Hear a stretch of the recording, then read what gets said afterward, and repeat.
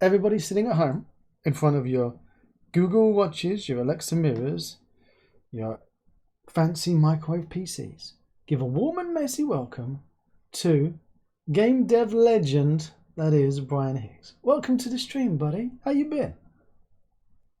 Well, that made my morning just a little bit better. I went on this tangent this morning trying to figure someone in your Discord was asking if I was the Brian Hicks from Arma Tactics, and the first thing I thought was, well, I know that I am the only Brian Hicks who has ever worked for Bohemia I was Interactive. going to say that. I've never heard of Armor Tactics, Well, but I have never played it, but I knew that it was something that had been published or released under the BI name and now it's been attributed a to little you. bit. I guess I don't know. So I went down this rabbit hole, like trying to figure out who this other Brian Hicks was, and then that was me reading a bunch of like Wikipedia entries on Bohemia, and I was like, man, any reference to anything to do with Bohemia after like 2014, like April 2014 when Dean left, just vanishes. It just like nothing happened. Like it Really? was April 2014, Dean Hall, blah blah blah, and then 2000, what was it, 2018, 19 when they decided it was no longer in early access. Like all of it just vanishes. I was like, man, I just don't fucking matter. And Wow. then I came in here and you said nice things, so I feel a little bit better. Is it aliens involved in that? Well, there was aliens involved in the development of Arma 3, but that never really. Well, I think they shipped that as a DLC. By which you don't mean illegal aliens, you mean the extraterrestrial type. No, no, no, no. They did a DLC that dealt with like aliens. I'm pretty sure not too long ago. I don't Is think it's like super well known that Arma 3 was going to be like a humans versus aliens game. I think really? it has been mentioned, but yeah, it was there was this whole rigmarole. I don't think it was very positively thought of inside the studio, but it looks like they made use of the assets because they did ship some kind of alien based DLC for Armor 3 Do, years later. do you think they were going for an old hard drive and went, "Oh, look at this, free art. We can make some I money mean, off of that." that's exactly why Arma 2 has so much content. Is there's a bunch of stuff in there that was pulled from scrapped projects. So like let's Wow. use, these meshes or these characters, and hey, it worked. But didn't is it the armor team that got in trouble for espionage? When they went, was it Okay. was it So them? so that was Yvonne and Martin, I believe. I don't know Martin as well as I know Yvonne Bukta, who I believe is now currently a creative director at the studio. He'd been around a long, long time. He's old school BI. But yeah, they went on holiday down to Greece. Um and I mean, Czechs are not, well, maybe they were at one point in time in the Soviet era spies, but like Yvonne and Martin are not spies. And they go down there just to take, well, BI traditionally operates off of, they don't do a lot of concept work at all. Sometimes they do. I mean, it happens, but historically they use reference, like real life reference, whether it be, going to a gun range and taking a lot of pictures, or like a lot of our earlier heads for DayZ, it was straight up just let's sit developers down or random people off the street down with ring lights around them and get some super high resolution DSLR images of every Just angle a of their head random and ship person that walking off. outside the office. Could you come in for a Yeah, moment? as far as I know, yeah. I mean, I'm sure there was some kind of tangential connection to some of the people, but yeah. We take BI historically has been a very like real life reference because they tend not to deal with super fictional settings usually. Um, so yeah, I don't know where I was going to this. Oh yeah, they were out there taking pictures, terrain reference. Obviously they got satellite maps and such, but they were out there taking reference. Buildings and streets and signs and the flora of the area. For what I believe became Altus. I'm not the greatest of knowledge on Arma. Probably a little bit more than the average person, but anyways, they were out there taking reference images on holiday, and the Greeks did not like that.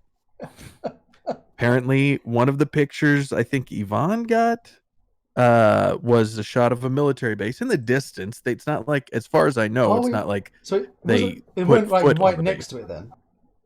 No, they could take pictures with a relatively consumer level DSLR at a distance. For those that deal with photos, I don't think Yvonne was bringing like telephoto lenses or anything, or L series Canon lenses. He had a consumer camera, a good one, but a consumer camera, and he was taking pictures from a distance, probably like a digital zoom, right? And that was a big no-no for the Greek military. Got the article on a Game Radar website. It says, Bohemia Interactive say they were just there on fake, as though even the headline and the subheading gives the assumption that it's allegedly they were there on vacation. Let's be realistic here. This is a long time before Brexit, so this is a happy, unified EU, so to speak. What is somebody from the middle of continental Europe doing trying to perform? They don't even have a navy, for Christ's sake, because they're landlocked. Why would they be spying on the Greeks of all people? Because the Greeks obviously are the Europe's military elite of secret development in their navy. Maybe Bohemia found out that's where the Greeks keep their aliens. It was quite shockingly something that actually ended up involving Miloš Zeman, the Czech president. I don't know the name of the Greek president. It was this whole diplomatic incident, and as far as I know, and I'm obviously a couple years out of date, but as of when I left the Czech Republic, those charges were not dropped. Seriously? They were just out on bail. Yeah. Oh my word. Yeah, the Greeks are very serious about this stuff. Wow. Did they make a bad game about the Greeks or portray the Greeks in a bad light in a previous game, and they just held a grudge? No, I just think. You could just imagine their passport comes up on the radar, and the guy there, passport control, is like, "I was playing this game, and they said that we make love to a ship. We go arrest them." All I know is that Yvonne and Martin are not going back to Greece ever. Have you been to Greece? No. There was this whole kind of like little concern that while I was living in Europe, that maybe Bohemia Interactive employees should not go to Greece.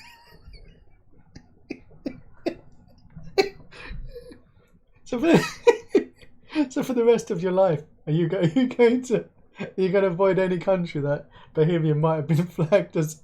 Well, I'm not a BI. I'm not a BI employee anymore. I know, Plus, but according to the internet, you never worked there. Yeah, this is true.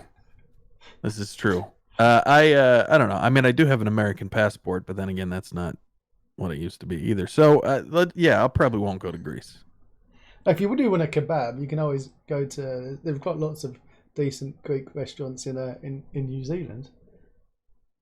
If I want kebab, then I'm probably drunk, and if I'm probably drunk and want a kebab, then I'm probably in Edinburgh. Oh, there you go. With garlic mayonnaise sauce. Yeah, or as it's properly known, special sauce. You want special sauce? But I do not want your special sauce, sir. Thank you very much. I appreciate the offer. I'm fine as I am. This is completely not really game dev related, but my first in Prague was off of a place called Havelska Market near Old Town Square and Wenceslas Square and all that, kind of in the middle of the tourist area. And it was right adjacent to, like, you could throw a football with your arm to oh my God, I'm trying to remember, the Mustek station, the tram station, the underground like subway. And at the top of that was, of course, I'm sure you're familiar with Costa Coffee, but right next to Costa Coffee was this 24-hour kebab shop, effectively. And the folks there, so I spoke like some rough Czech, enough to get me by with like the police or order a beer, or, ask for directions, that kind of stuff. By with the police, just in case. Yeah. These guys that ran this shop, they spoke no Czech. and they spoke no English. Wow. So, What so we're languages did they sitting. speak? I don't know. Maybe based upon their complexion, Turkish. Maybe Turkish is always a good bet. Arabic. If you're in a kebab shop, you're pretty much guaranteed that if you spoke Turkish, you'd be Hmm. 9 times out of 10 right. But it was always like, and I'm sure you're very familiar with this, being from the UK. You show up in the middle of the night, pissed drunk, or having been worked all night, and you're just really exhausted and you're hungry, and it's ridiculously cheap. Like you should be concerned how cheap it is. And was it the If I elephant foot? if I recall correctly, it was about 115 Czech crowns at the time, for just the full kebab with like whatever you want thrown on there, That's about lots of 45 sauce. cents, is it? Uh, well, Czech crowns is like 27 Czech crowns to $1, so maybe like $3, Oh, we're doing roughly maths. somewhere at 350. So maybe say a quid and 50 pence at most, maybe. Oh, that's a good price for a kebab. Yeah, super cheap. And I would eat there every night, and I always feel like total ass after eating. Not every night, but like every night I was working late because it was on the way home. It was the only place that was open. All right, we have gone off into the wild blue yonder with that. I apologize.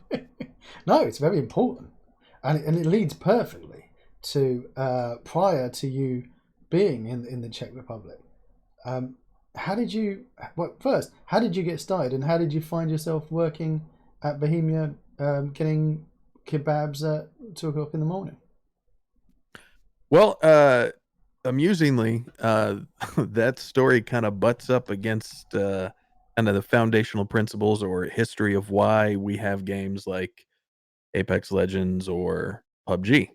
Um, at the time, shortly before I started interacting with Bohemia directly, I was getting started streaming on Twitch. So this was early 2012, like maybe April, May, somewhere in that area, maybe March.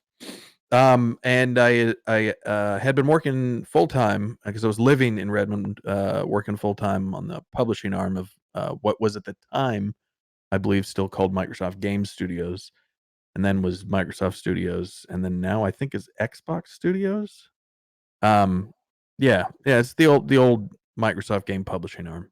And yeah, so in my off hours, I was dabbling with this mod I had heard about in PC Gamer, DayZ mod, and it was pretty early builds, and I had started playing, or I had started watching some folks on Twitch, folks like Deegan and Puddin and Soma and QN Lu and QN Omnikai and Lyric.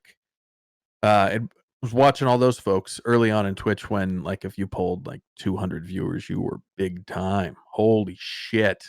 Like, oh my god, call out the agencies. You're going to be a movie star kind of levels. And I remember we were coming up against, I think, planning for some shows or something. I don't remember what. Oh, no. I had shot some messages, kind of, blind, Twitch messages, which I don't think are a thing anymore. I think they got rid of Twitch messages. I think it's all just whispers now. I could be wrong. Anyways, I shot some messages to several of the folks I enjoyed watching. Deegan, who I think he's now back to streaming. He took a big break, and Puddin and QN Omnikai. And Kai was one of the first ones to respond. Pretty much my message was just like, I'm really enjoying watching what they were doing. But damn near every one of them um, were really interested in, because this is uncharted territory in 2012, really interested in the idea of uh, kind of having closer relationships with developers or publishers and like promoting their games and such. And I thought, naturally, given that I'm working in publishing, I know the space. Yeah, I'd love to. I'm a fan of their content. I'm enjoying playing DayZ mod. Let's hang out. Let's talk. Maybe I Oh, can point you in the right direction. you dropped the Microsoft name as your. Oh yeah, I I, totally dropped I the love I Microsoft. love your work, by the way. I'm a big head honcho over at Microsoft Publishing. I never claimed I was more than I was, but I made it very clear, I'm writing from Redmond, yada, yada, yada. And I also happened to, at the time, have a lot of connections with folks on the hardware and on the content creation side over at the Penny Arcade Expo in Seattle, which is now, I believe, PAX Prime. So I knew like folks at Astro, and I knew folks the Penny Arcade side, and I had a lot of like connections with the stuff that they were interested in, So right? what were these people And streaming at the time? Was it because it I'm was looking DayZ at, Mod. so that was Armor 2 Yeah, days. Arma 2 Operation Arrowhead DayZ Mod, which was uh, a pretty fun but very rough around the edges mod that Dean Hall and I don't know, about 12 other folks had worked on. I found a video. Now I've got a video playing as you're talking. It says DayZ mod from 8 years ago, and it I think the best example, if you're looking looks for very that, similar to what you've got now. You know, DayZ mod video from CH Kilroy. oh, is that If look you at find that, yeah, that would be a good example of what DayZ was back then, because the further forward you go in time, the more diluted it gets. So this one I'm looking at is July 2012. That would Uh, be a good example. so what was the other one you mentioned? CH Kilroy is the content creator on YouTube that made one of the first big DayZ mod videos. But yeah, it was mission level, and then of course a lot of data changes in script, as well as a persistent uh, library called Hive DLL. Excuse me, I need to burp. That's right. Get that out. It's better out than Uh, in. I got it out. Yeah, that's why I'm pushed to talk. Anyways, yeah. So the idea, the high level idea is, you've got this. You're spawning the players in an array of locations along the coast. The server distributes dynamically spawn loot based upon script triggers in areas that are written in a config based upon structures. The structures configs themselves. So players, as they explore and they hit these triggers, loot is spawned. The loot, of course, being class names and randomization through an array, yada yada yada. You can get X number of guns here, whatever. Here Well, they're that's exploring. nice. So never has to worry about spawning all of this stuff sitting in the world taking up memory. If No, it's nobody all ever goes it's all near it, it never spawns it. it's all client side. Even the zombies, it's client side. The wackiest client side script AI I've ever seen. Where like you could really game the system here, where if you were running from a horde of zombies, right, you just run through a building, and they're going to have to pass through there, and the Arma AI, for whatever reason, and I'm not really privy to the tech side of this legacy AI, but for whatever reason, when the AI entered the structure, they had to slow down. They couldn't sprint through the structure. So you run through a building like a barn that has a door on either end, and you'll keep sprinting, but you know that the AI, the second they get inside the volume of that structure, their speed is going to drop down to a walk, Well, that and makes then you can perfect just fuck off. sense, Brian, because a zombie. You put yourself in the mind of a zombie. Okay, they're chasing you. Ah, brains, ah, brains. You go into a barn. All of a sudden, it's like, ooh, this is nice. It's cozy. Yeah, it's very cozy. And then they go, what are we doing? Ah, brain. And then they go chasing you for brains again. Makes perfect sense. Yeah, and then our melee weapons back then, I had an axe that was effectively just a reskin gun with a very short projectile distance. It was amazing. You had to reload the fucking axe when you got it. You had to reload your axe. That is brilliant. You had to reload it. And of course, I think the big thing that kind of stood out, in addition to obviously the post-apocalyptic zombie play, was that player and character progression, almost like a games as a service mod, because it all was, for lack of a better term, you could use an example of something like SQLite. It's all writing to a centralized database. Your character progression, on login before the pawn is possessed, it's pulling down the latest character data and applying that. So everything you do persists, right? At least back then, there was no like private hives or anything. It was all the one centralized infrastructure. So any server you played on, you were playing that last character you were on, Oh, unless you wow. died, of course. Yeah, so it was a mod that persisted across everyone's server. Your progression as a user, which was really cool. obviously world state stuff was different. So like, let's say you've got 6 servers, the state of the world, like objects on the ground, is going to be different in each of them. That doesn't make any sense for it to be global. But the player and character progression themselves, yeah, was uniform across. And each world you logged into, each server you logged into, there could be different player bases, vehicles, whatever. The great thing about DayZ mod is it benefited from that mountain of content that Arma 2 had. And that how I mean, Arma 2 was Arma 2 Bohemia's second game, or had they made load of other stuff before Arma Well, 2 came out? Bohemia's history goes back pretty far into the late '90s, I believe, starting with Operation Flashpoint. Oh Now I'm yeah, not.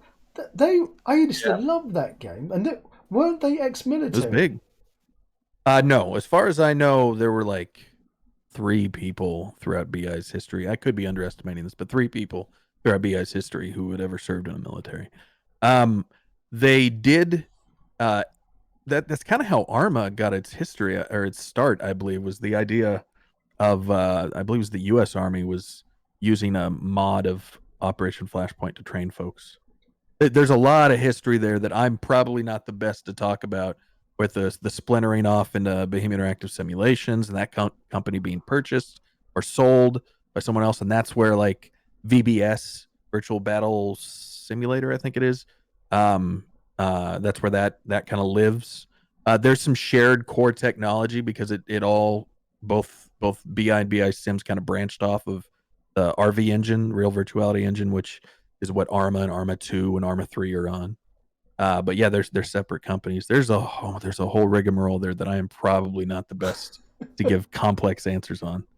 Are you even allowed? Is like load of NDAs and secret squirrel Oh stuff, no, or that was that? I don't think Bohemia is the type to chase me down over an NDA, and I don't think I'm the type of person to shit where I live, so to speak. The games industry is small, but no, I don't think there's anything I could say that would be confidential. I just it's one of those things that I think it would be best to ask those that were directly involved, because I just heard through tales of what BI was like before I joined the company. Although I will say BI did not have a lot of people in its history before I had joined, because I was like I think the employee numbers that they hand out I was still in the double digits of Wow. the history of the company. And so you'd been watching these streamers Oh playing yeah, this yeah, mod, yeah. Back to that. and Yeah, I'd then been watching the streamers playing the mod, and I'd been playing the mod myself. And I had gotten to talking with QN Omnikai, and he we got along, we clicked, and he kept pressuring me. He's like, "Listen, we'll do all this stuff. It's all cool, but you got to start streaming with us," because he had a group of folks he streamed with that was in this clan called Quicknap. It was Lou and Soma, Kai himself. There was a young guy from Ireland named Tommy. There's a guy from Australia named Andy. There's another guy from the States somewhere named Death Snake. oh, Later that sounds like a on, cool name. later on, we recruited a guy that goes by the name of Bike Man. It was a robust group. But yeah, so I joined up, and we were streaming. I got heavily into streaming. I would do my 8 hours up in Redmond and up at main campus, and then I would drive down. Well, not main campus; it would be Studios West. I drive back home. I lived off of Willows Road, actually across from Digipen. I drive home, and I would immediately stream for like another 6 to 8 hours. Wow. It was insane. I When got did almost when no did you sleep. sleep? Did you I, did you I got shower and very eat? poor sleep. Obviously I showered and I ate at work. Actually, I showered at work and I ate at work because Microsoft's campus, they most of the buildings have got showers in them, great showers with amazing water pressure. And obviously there's cafeterias every other building. So I did all my showering and my eating at work. Um, but yeah, I was streaming religiously uh, back then. We all did, and it was Jordan Taylor, Soma, Mister. I think he was one of Forbes 30 under 30 a couple years back before he hit 30. Um, went on to work for Twitch, and then after Twitch, worked for a whole bunch of different folks in esports companies. But anyways, Jordan had pitched this idea to us in our group Skype call, and that's kind of how communication was done back in 2013. Discord wasn't really a thing, and we all kind of it was odd. We had this perpetual Skype call going on, where people would just come and go as they played. We just jump in the Skype call, who's here, and find out who was playing. So that was the Jordan VoIP. raised, yeah, that was the VoIP, a perpetual ongoing Skype call. Wow. Jordan had brought up, he's like, I got this great idea. I think the Hunger Games films had just started being really big. Or had been for a little while. He's like, DayZ would be perfect for Hunger Games. And Kai thought it was great, and they'd been doing. We'd been getting a lot of bite off of interacting with other streamers in DayZ, since it's this persistent world, and there's only so many servers. We'd often run into other groups of streamers, and if there's one thing that now in 2020, is that one of the most successful collaborations to ever appear on Twitch is anytime a streamer of decent audience interacts with another streamer of decent audience. And we would achieve that often by accident in DayZ, and it would create this emergent gameplay that was streamed on multiple channels to hundreds and sometimes thousands of people. That had a lot of power behind it.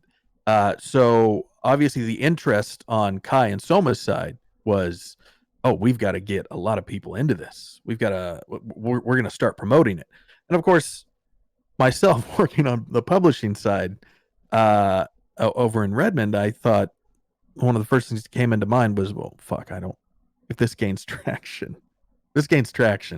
and is not well produced, I'm going to be mocked at work. People are going to give me shit. And I was concerned about that. But I figured, Soma is driven on this. He's going to get it done. One of Soma's strengths is his ability to sell people on an idea, to get people together, to get people motivated. He historically, and I believe this is changing, because I believe he's actually now getting into modding and like UE and such. But back then, one of his strengths was not implementation, modification, anything technical. There wasn't really anybody in there technical besides myself. And I had, at that point, really only dealt with C#, and specifically in writing, like earlier on, when I got started in Redmond, was writing and maintaining test automation in C# for the Windows team and Windows testing tools, which I believe is now deprecated. So I had familiarity, right? And I had also dealt a lot with like dedicated servers and like lab engineer work and such over in Redmond. So I was comfortable enough to say, as we got closer and closer to the date of this event and having no actual implementation of how this was going to happen, because keep in mind, at this time also, there was no access to the server package for DayZ. It was gated. It was only BI, or only not BI, but only the DayZ dev team, the DayZ mod dev team had that. They did not spread that around. How big was that dev team at that time? Just that 12 people you were saying? 10 or 12 people, I believe, including like community management and database administration, that kind of stuff. Yeah.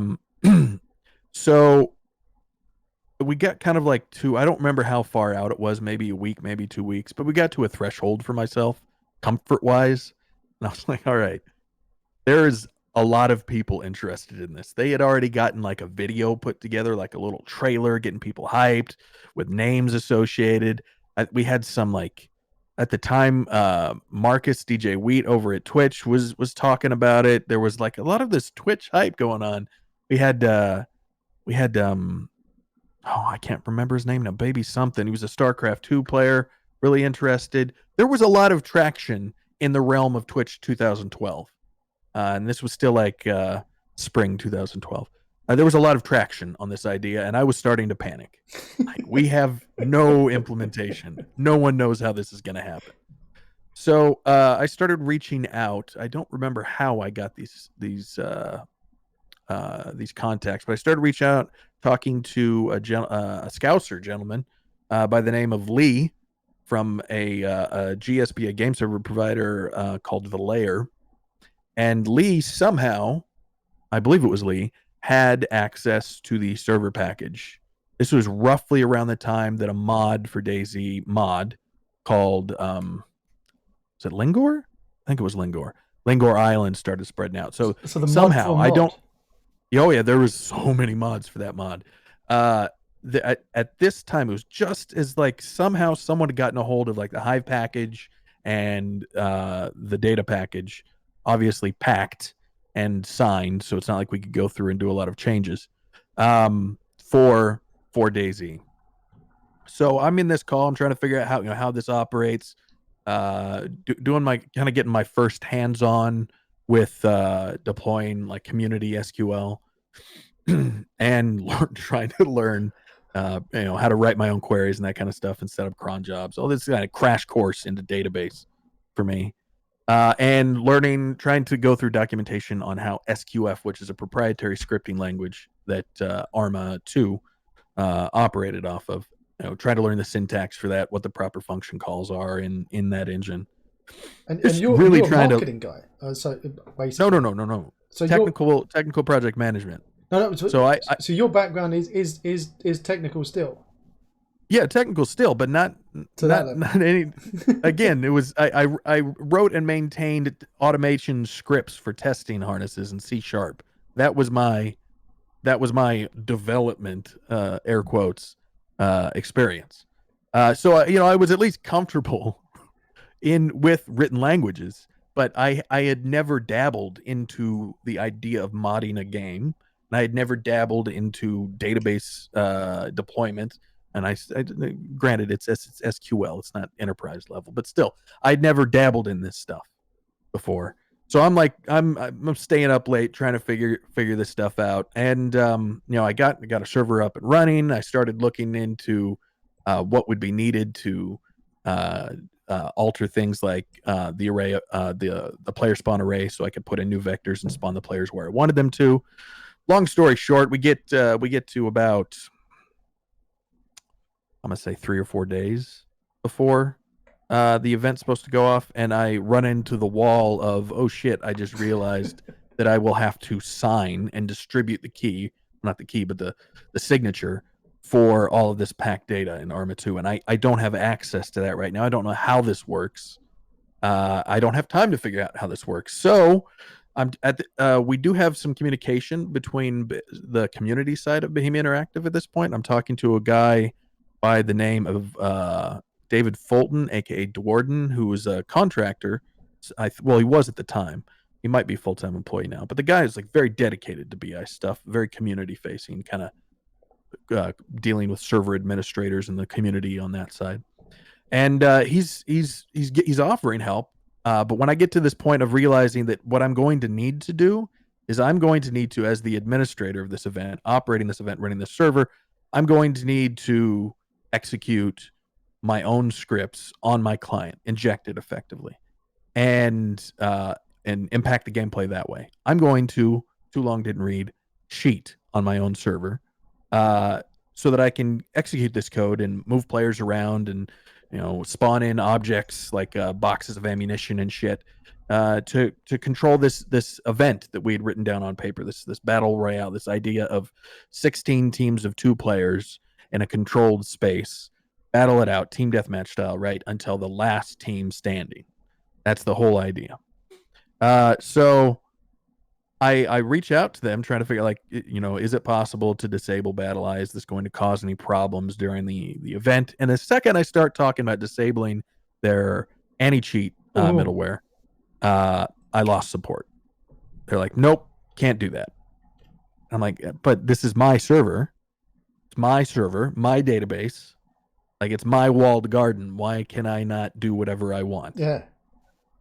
And Jordan, I mean, I have no ill will towards the man now. I think we're pretty good friends.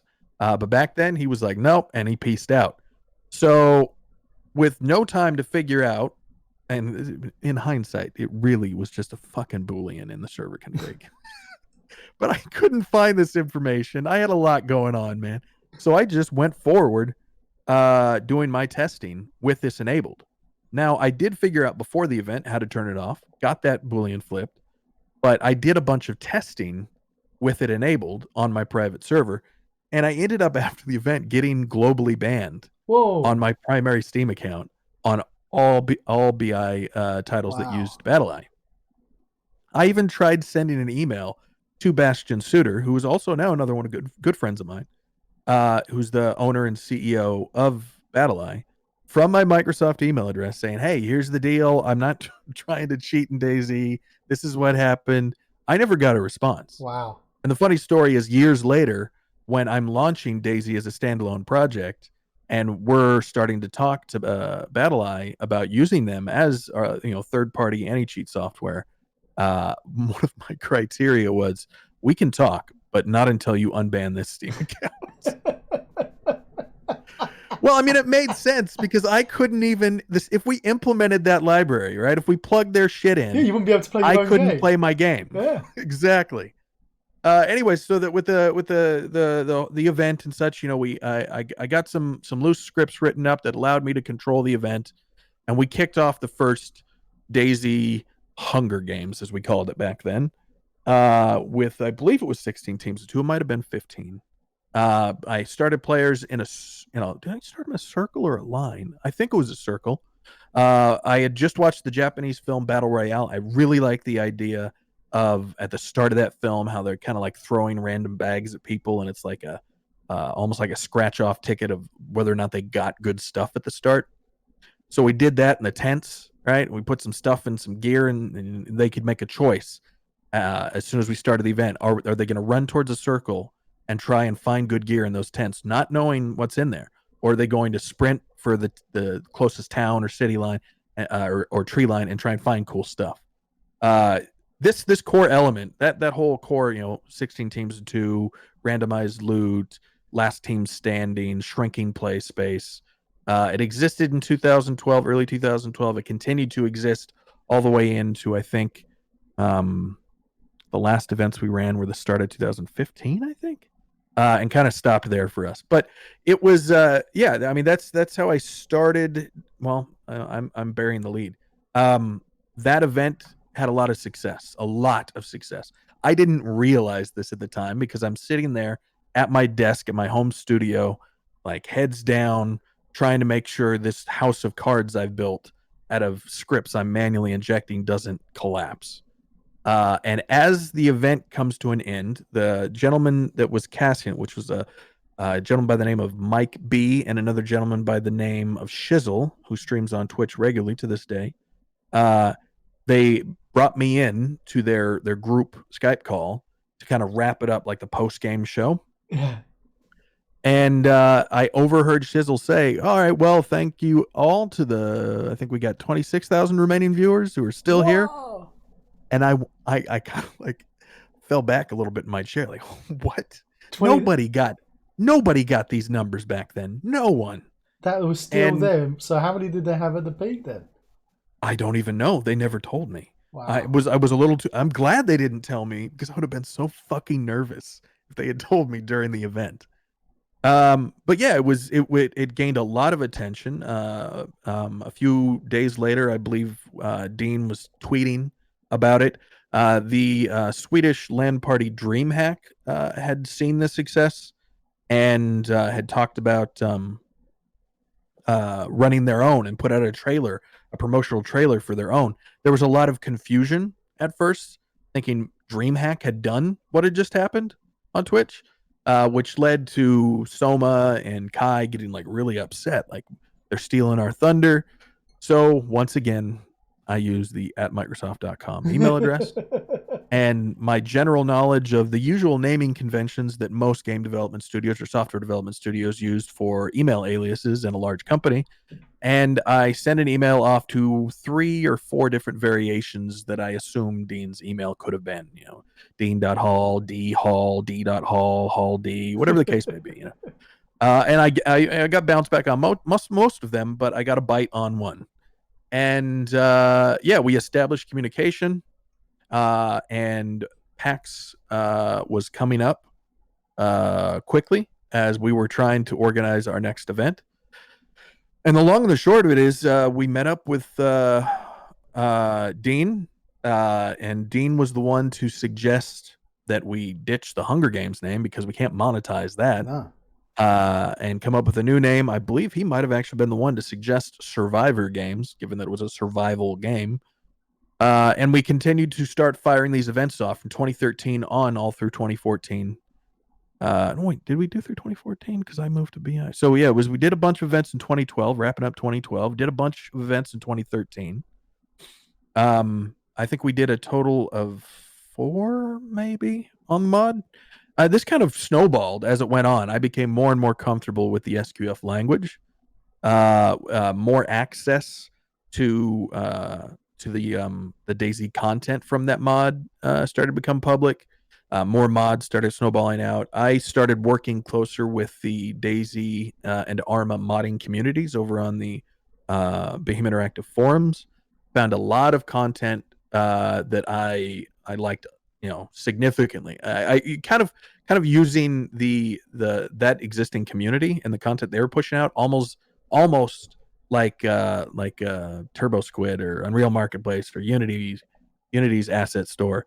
I would reach out in DMs on the forums to the creators, say, "Hey, I'm working on this new package for my event, the Survivor Games. I like either the train you've built or these models you've done for vehicles, or the case may be." And when I got consent to use it, we'd work on implementing it, and that started with me expressing interest in this terrain by an author by the name of Martin Bauer, who was a Czech living in, I believe, Germany at the time. And his terrain was called Taviana Island. And there had been a small group that had, from what I understand, just used his stuff without consent. Ooh. And had gated it. It was DayZland.eu, I think it was. And he was not too happy with that, but I made it really clear that, like, listen, I'm a known factor. People know about the Survivor Games, know about my Twitch channel.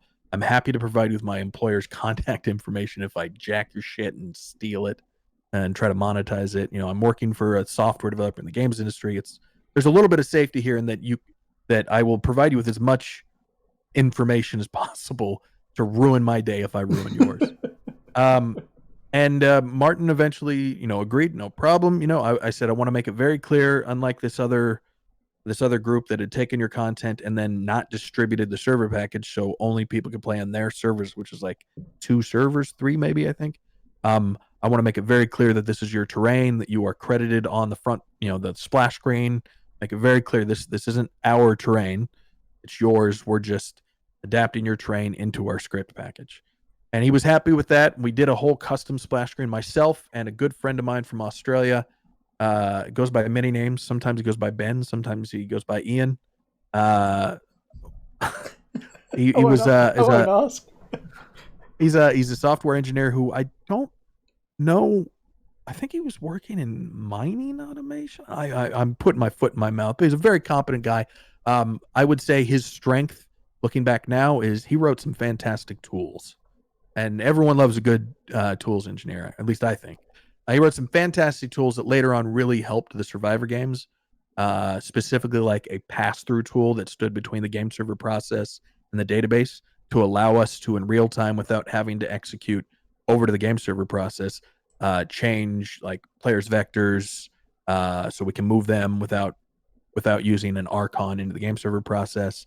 It displayed their position over a TGA map of the world so we could see where they were in real time.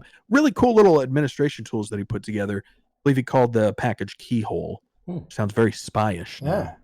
But yeah, it was fantastic. Anyways, Ben and I worked on this. I think I still have got the website for it up, DayZtaviana.com. Worked on this package called DayZ Taviana. And one of our key pillars of this first mod package I was putting out, now that I was more comfortable with SQF, was we wanted public facing tasks, task tracking, bug database. We wanted our server package available to anybody who wanted to run it.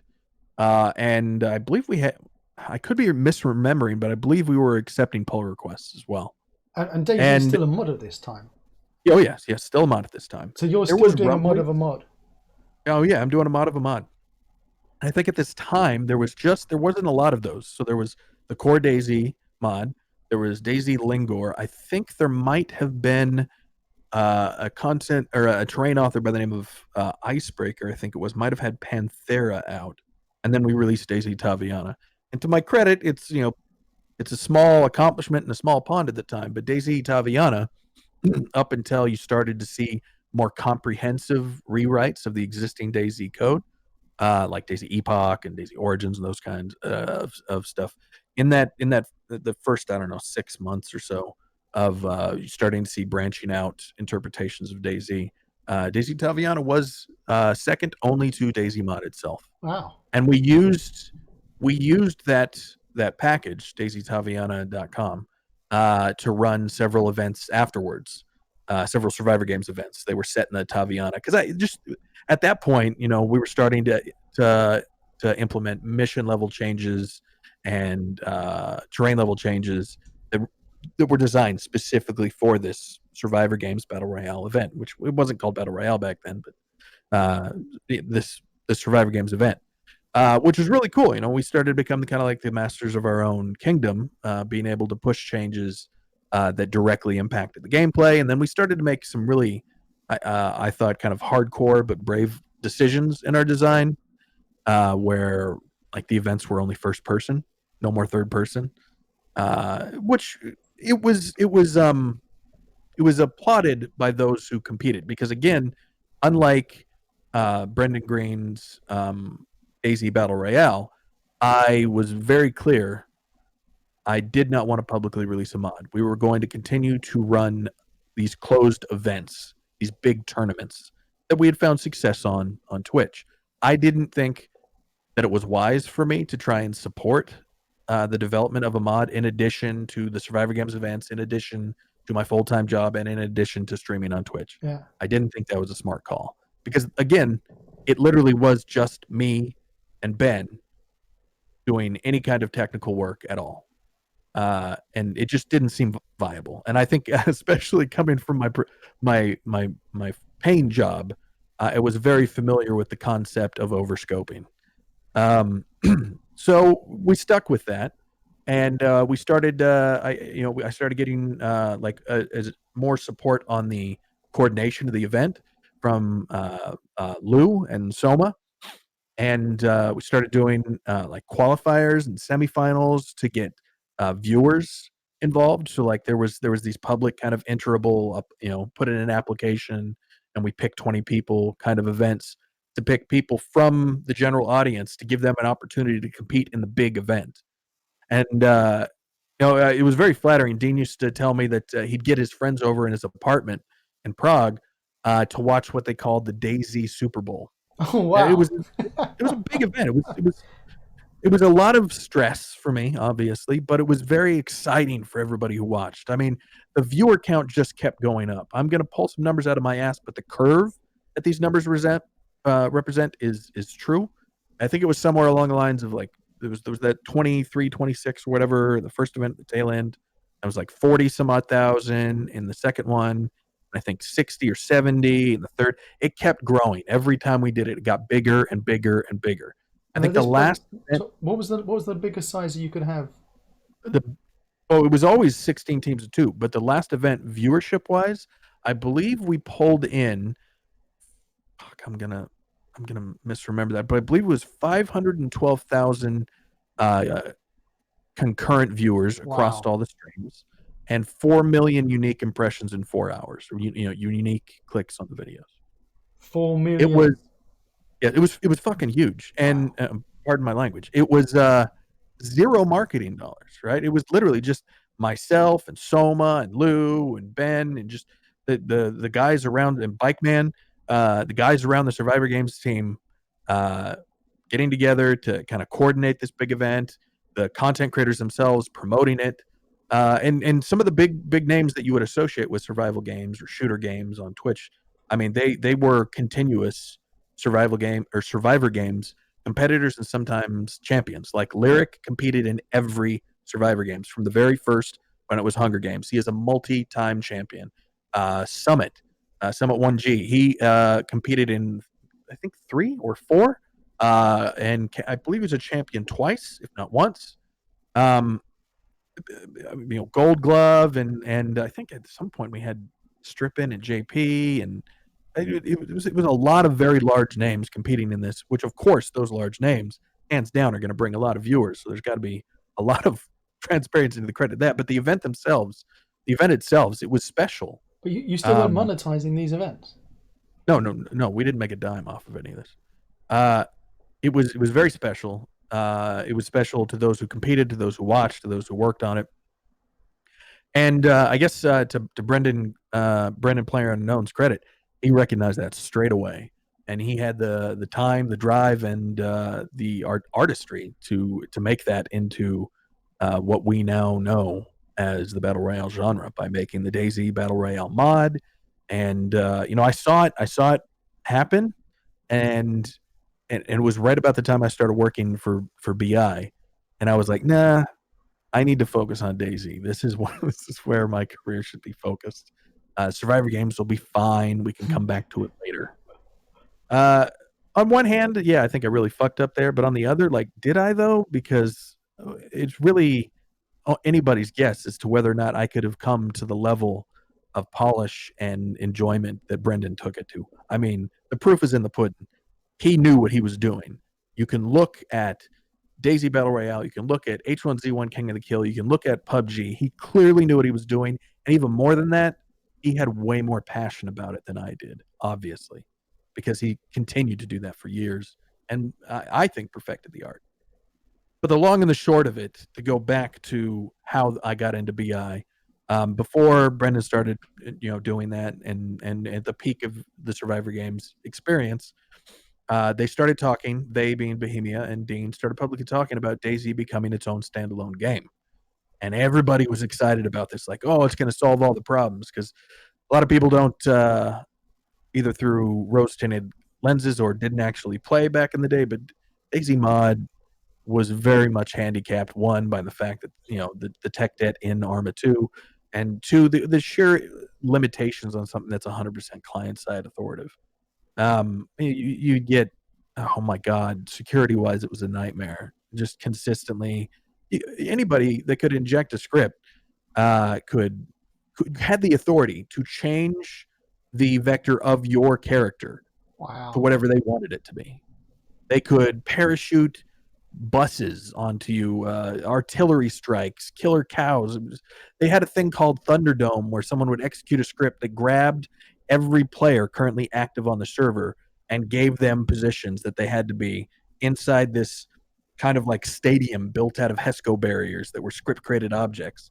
It had big security problems. And sometimes, I remember sometimes you'd have to wait 20, 30 minutes for the login process to complete and for your client to possess your pawn. It had its limitations. So everybody was very excited about the idea of it becoming its own standalone game, not and you still had reloading axes at that point. Oh yeah, reloading axes. Don't forget that. And zombies that were really not zombies. They were actually Arma soldier AI, but they got drunk. Yeah, they got drunk.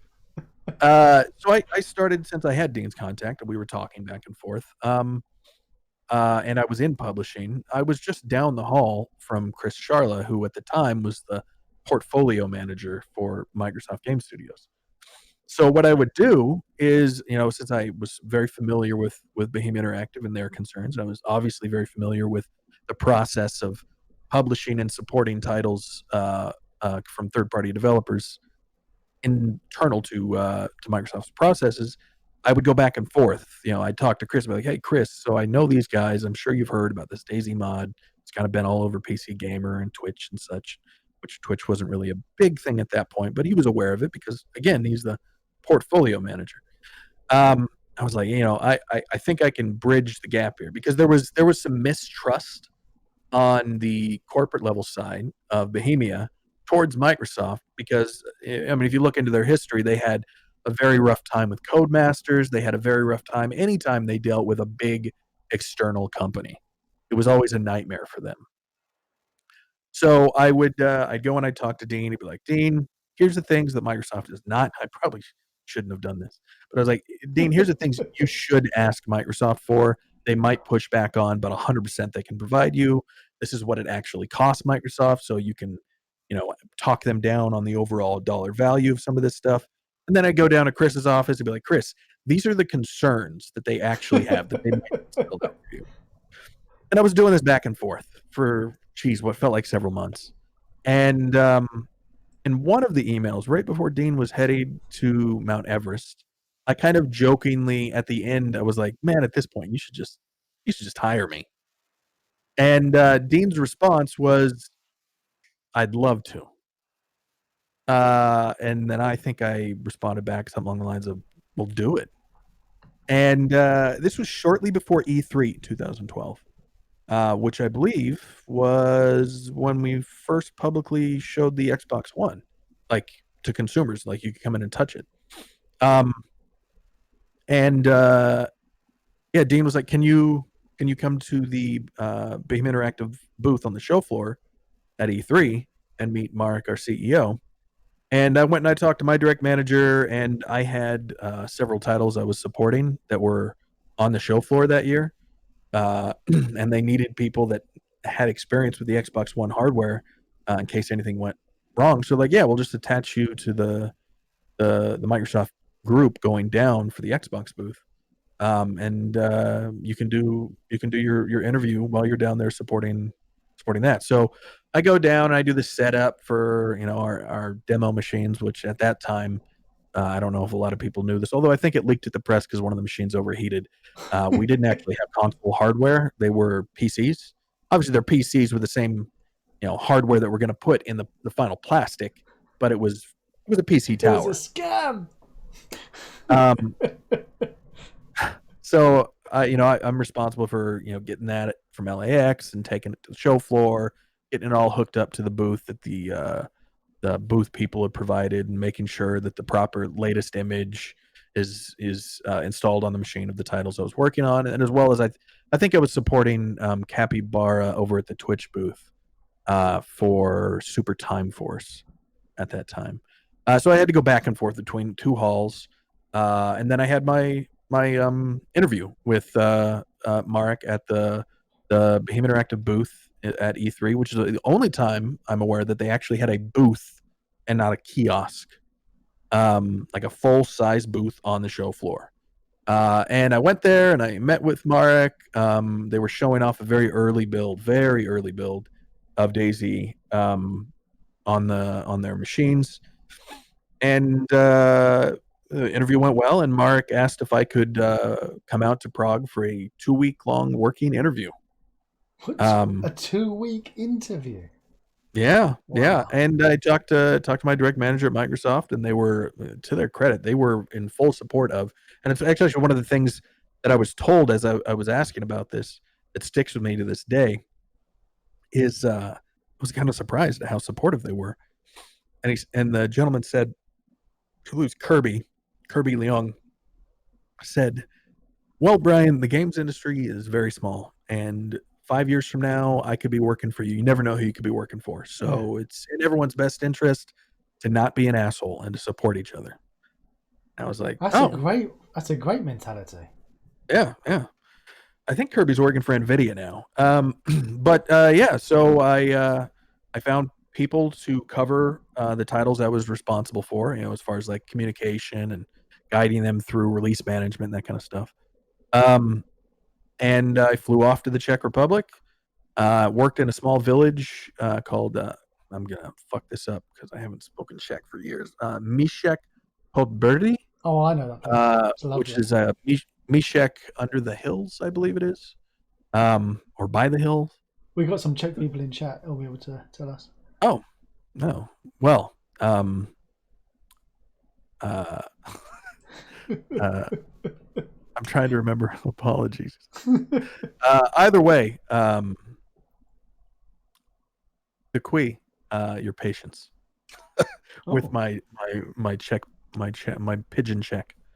Yeah, so that went really well. I showed up, and much to my surprise, the DayZ dev team consisted primarily of Dean himself, Matt Lightfoot, who was kind of the catch-all, get everything done production assistant, part-time usage of 3 animators, I believe, and part-time usage of 2 or 3 engineers that were plank owners in the company and were also responsible for Arma 2. So full-time wise, there was only 2 people on the team. we got piecemeal work from everyone else. I think we had some artists that we occasionally got usage of as well that were kind of technically still part of the Arma team. But yeah, I showed up, and I mean that role was specifically for production to take my experience working at Microsoft to kind of structure DayZ's development. So I spent 2 weeks just effectively going through their Confluence and trying to, well, make it something because it was nothing at the time. So set up some kind of page templates for any object in the game. So, like for example, I'd set up a page template for weapons. So in the top, would be an example of what the weapon was, and the any like preview renders of what they had so far. The data structure for where you can find relevant configs and behavior for it, and kind of the high level variables that are declared to support it. And yeah, that was a page, and then kind of flesh out the rest of the game content that way. And Mark was very pleased with it. I also put together, I believe, alpha milestone requirements. Like this is what we will need to have to ship. And I think actually during that 2 week long working interview is where Dean and I came up with the idea of what became punching, which was not really a thing in What? Arma. Really? Yeah, you can, fisticuffs. I think we were sitting in what was the animators room. They had a whiteboard in there and trying to decide. We're going over the launch requirements. We're trying to decide what we could do to empower fresh spawns more. And I was like, well, let's just fucking let them punch. Like, if you have some kind of because that's the problem, right? Is that you had no way to defend yourself until you found a gun. Yeah. And finding a gun could be quick or it could be long, and it's not rewarding to be running around as a victim. So yeah, we came up with the idea that we would give them the the ability to raise their fists and add concussive force every time it hit an infected or a player. And Dean was like, yeah, I think I can make that happen in like a real quick script prototype. And that's what became Punch. I don't think it got changed for years. Wow. But yeah, that was I stayed in some lodging above the motion capture facility that Bohemia has out there. I'm just showing a video And as you're talking of what I believe is you guys 2013 at Bohemia's mocap studio while you're talking. that's good times. Actually, in that studio, in that year, I had to kind of direct Dean through how, because he was wearing the mocap suit, how women would wipe after peeing in the woods, because he didn't know. I had a sister, so I knew at like a high level what the motions were. So Dean's like in this suit, trying, he's stand up peeing, sit down shitting, and like trying to be the mocap actor for a woman peeing. That never got implemented, but Stepan, the guy who ran that facility, I believe he had like some cameras recording just general footage and dumped that. So he's got it somewhere. I would love to get my hands on it. He's got it Oh somewhere. wow! So there's. Anyways, So yeah, I'm not going to ask how often you were spying on your sister peeing in the woods, but it's no one was spying. Anyways, the job interview went well. Marek was happy. Dean was very happy. It took another 2 months, I think, before I actually moved out to Prague, because the way that Bohemia's corporate structure worked then, at least, it did not matter if the CEO was happy and the project lead was happy. We still had to get CFO sign off on the compensation, my salary. Oh wow! Yeah. And the CFO was on holiday for like 2 months. So Yeah. So what were you telling Microsoft at this time? I kept still telling be them, like, working here. yeah, and they were patient. But as every day went by, they got less patient. Like, what's going on? Like, we need to know, because because we were launching the Xbox One, and I was part of the spearhead of the first titles launching, release management and technical project management on the publisher side. We kind of needed to know if I needed to be replaced. And amusingly, the day I left Redmond, we in Studio C we had a clock, a giant was it holographic LED clock hanging in the foyer, um, with a countdown to the launch. And I believe when I left, it was less than 24 hours. Did they? I can imagine you going into work at Microsoft and then looking at you, go, Brian, what are you doing? You don't work here anymore. Well, no, I still work there. It was just a matter of like, when is your last day? I obviously was eventually able to give that to them, and they got, I believe, 3 weeks notice, which was more than enough because we knew it was coming, and we had been slowly kind of cross training other people in my responsibilities and making them familiar with the developers I was interacting with. But yeah, I left that night, very late night. I think I left the office at like 9 p.m. And the next morning I was on a flight to Prague. And when I landed in Prague, that, I crashed. And then the next morning went straight into work. Wow. It was quite a hectic time in my life. And I don't know how I pulled it off aside from the fact that maybe I was much younger, because I definitely can't do that now as I'm approaching 40. Oh. Dorbitz says, reminds me of quitting Microsoft. Took me 3 months to resign. Well, they make it very comfortable. Everything about that company, at least in Redmond, it's all designed to like, why leave? You don't even need to go across the bridge to Seattle. Just stay in the east side. Bellevue, Redmond, Kirkland. We'll take care of you. One of us. I mean, if I was ever to be put out to pasture, if I was ever to be put out to pasture, like to find somewhere nice and comfortable. I mean, except for the fucking performance reviews, but aside from that, if I was to find a place to be put out to pasture, it would be, like maybe in the publishing side, like a Ken Lobb kind of job. Ken Lobb's got the creative director role on the publishing side over at Xbox, and he's just effectively consulting. He's looking at projects that they're interacting with and giving feedback, and he's just like a subject matter expert over. I'm sorry if Ken hears this and I'm diminishing your role. He's a wonderful guy, but he's got a sweet gig. And to be fair, Ken is long in the tooth. The dude has been in the industry a long fucking time, but that is a job I would like, because again, get a Prime card again, which is nice. Get to go to the Pro Club, decent salary, good 401k. And as long as I keep my nose clean and I'm moving up in levels, yada yada. Yeah, don't get yourself caught on any webcams in between Zoom meetings.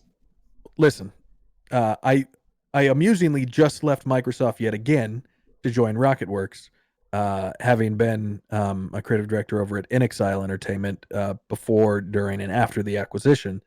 And I can tell you, I am very eager to learn more about, what happened to, I believe it was Cuyahoga, the story of Nelson. I want to learn more about the standards of business conduct series they run over there. I want to find out what happens next season. And if you don't or haven't worked for Microsoft in the last few years, this might not click. But the studio side, the film production side in Redmond, produces this amazing, maybe amazing is too much, but it's very gripping series that they do for their standards of business conduct training that the whole company has to go through. And they shoot these, it's shot and acted kind of pretty well. Where this whole narrative of like these Microsoft employees being put in these positions to question what they view as like business conduct and business ethics. And the story keeps fucking going, like between years, because you have to do it annually. It's like a proper soap opera. It really is. It really is. And that was probably one of the biggest regrets I have, is I'll never know unless I go back what happened. Well, I tell you what, where's Wizard Stone Code? He's one of these head honchos over at Microsoft now, leading teams. He must know what the storyline is. The one day, that's right, he's out doing a Christmas care packaging thing. He's going for a drive with the kids, getting nice sweets and stuff. I remember him saying in the Discord, so he won't be in. I'm sure Doritz, someday I'm going to end up back working for Redmond somehow in some. Doritz is I mean, saying I about am how in PC. Redmond you had your own bank as well. So Well, we had a lot of things. I mean, shit, at the Commons, we got our own post office there, bike repair shop, which is great because I commuted up and down along the 520 on my Specialized, and they could do repair. They could buy a new bike, buy accessories and attachments there. There's a barber shop. Studio B has a full-fledged movie theater, although you're not technically supposed to use it, but I did. Um, why are you yeah, not it's supposed to use it? well, it's not technically for like use, it's for presentations and big like events. But your badge opens the door, and if you're there late night, why not go in, plug in your laptop to the projector, and show your other friend who works on the other side of campus, Die Hard for the first time. That's I can see no reason why not to do that. To be honest, I right if you now got am caught, failing you'd say, standards of business conduct "Oh, training. there you I go. am That's failing it." terribly. So and they would come and stop you and say, "What are you doing?" You say, "We're shooting the next episode of the conducts training video, please." Can't you Where see the cameras yeah, everywhere? and they're going, "What's the topic?" The topic is Die Hard a Christmas movie or not? And should that be? Exactly. Even if it was busted, it'd be no problem. There you go. Apparently, it's so laid back. Well, back then, yeah, I don't know if it is still to this day because I haven't worked in Redmond since 2013. Because when InXile was acquired, we did all those studio acquisitions and limited integration studios and yada yada. Obviously, I was working out of Orange County. I think the last time I've been in a building in Redmond was pre-acquisition when they flew us out to Studios West and RTC to talk to the studio heads of like 343 and Turn 10 and all those to try and get a feel for like what is life like as a Microsoft studio. It was really cool. They rolled out the red carpet, and the crazy thing was that one of the last meetings we had was in a conference room that was across the hall from my first office in the games industry when I moved from like traditional software over to games. It was really surreal. Anyways, yeah, so that's how I ended up at Bohemia. I love it. And you were there for how long? Bohemia 2013 to when did I officially separate? 2018. So 5 years. Wow. And in that time, it grew into this proper game. Yeah, I mean the big hurdle with that took the time that it took, and this is maybe where I don't endear myself to Bohemia's management. Um, I did not have a shortage of competent team members. That was not the problem. Well, the shortage of competency wasn't the problem. The shortage of the people was the problem. DayZ continuously kind of struggled to get the resources it needed allocated to us to tackle the issues we had to tackle to make the game one, what we sold, and two, viable and sustainable as a games as a service experience. Like give you an example here. It took me 5 months, I think it was, to get approval after interviewing and finding a candidate I liked. It took me 4 to 5 months to get approval to hire a build engineer. Wow, is that because of the CFO? Everything has to go through the CFO. Predominantly, yes. It took probably another 3 to 4, maybe, or maybe 4, to do the same thing to get anybody to work on audio at all. In fact, shit, some of the first config work done on the audio side for weapons in DayZ was done by me, and at the time I was the producer. And we didn't have anybody to do it, and there was no documentation I could find to explain to me what these. Oh, hold on. What just happened? Why did my headset turn off? Give me a second here. I'm gonna plug it in. Technology. 10 out of 10 would listen to that story again. Yeah, me too. I'm just sitting there enthralled. There we go. I guess the battery Battery died and I wasn't paying attention. I didn't hear the warning beeps. Anyways, there was no documentation that I could find explaining what these variables I was, fiddling with did. So it was kind of seat of my pants work. But yeah, as an example, like, at one point earlier on in the project, like 2013, 2014, I think I was doing audio design work. I was doing some design work, obviously production work, uh, test management work, build management work. Jesus, there was a whole bunch of other shit I was doing. Hiring. Did they It when was they acquired, well, effectively when Bohemia acquired uh Dean yourself, and did they think that was it? They were acquiring this closed team to work, and they'll be able to work on the project, and you guys were thinking we're getting acquired, we'll be able to draw resources and have people from Bohemia working with us. Well, I can't really speak to that. Dean might be able to give more transparency. I did not have a lot of interaction with the corporate management side of BI throughout the years I was there. I had some, but the level of engagement was shockingly low compared to what I was used to coming from Redmond. So your expectations were far higher than the reality of it. Yeah. I was expecting collaboration. And it was weird. It just dropped off really quickly. I remember I had one good meeting with Dean, myself, and Mark, the CEO, like the first few weeks that I gotten in Prague, and we were working out of this temporary building, which used to be a Soviet hospital. It's really, really, it was quite an experience. And we had a sit down meeting. We were talking about kind of like the high level vision of the product, and it was really engaging. I liked how he seemed to really be wanting to lean into that hardcore experience. Dean was excited. And I don't think I saw him again for another Ever? year. Oh I wow. don't think I had another communication with him until Dean had left the company. Um, yeah, I mean, we did get support traditionally. People got paychecks. We got people transferred over laterally from other projects, but it was very much, I think, and I think this is the problem. They had their way of doing things that they had done on Arma 2, on OFP, and they really were not flexible into other ways of doing things. They hadn't done a games as a service project before.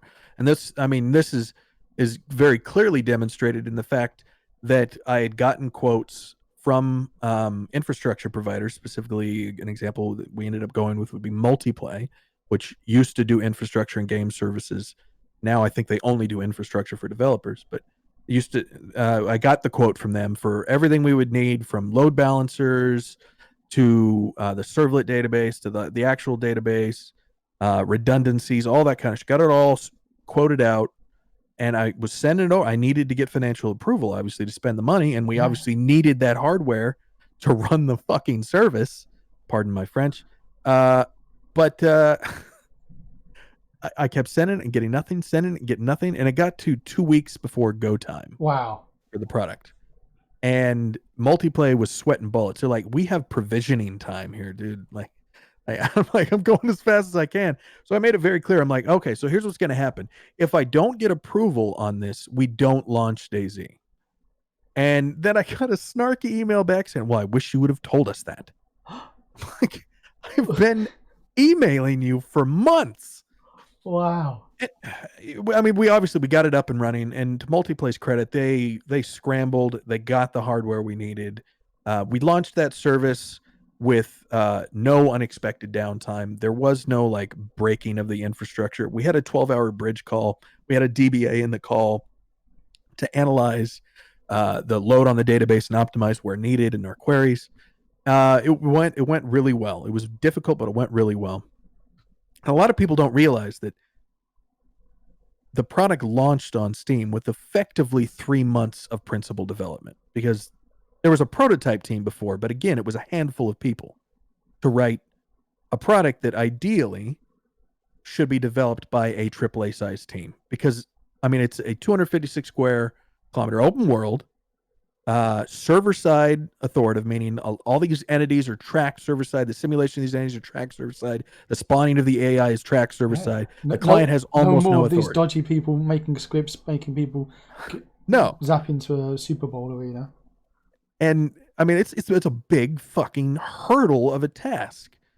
And yeah, it went to market with effectively 3 months of principal development on the team, where we had hired some designers. I think we had 4 or 3 at the time.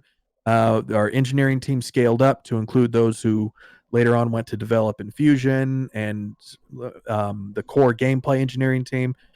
We had an animation team. Now we were scaling up, right? 3 months to get to market. It was very tense. It was a very, very tense 2013 tail end of 2013 for me. But yeah, the product launched, but throughout the development, it was a constant uphill battle to get them to understand that we had needs and we need to scale up. Like, one of the things I wanted to do early on, after Dean had left the project in April 2014, I had recognized we have got a lot of tech debt we're trying to resolve. We've got a lot of new massive engine level changes we need to push out, whether it be the new scripting language, the new animation system, the new audio engine, the new renderer.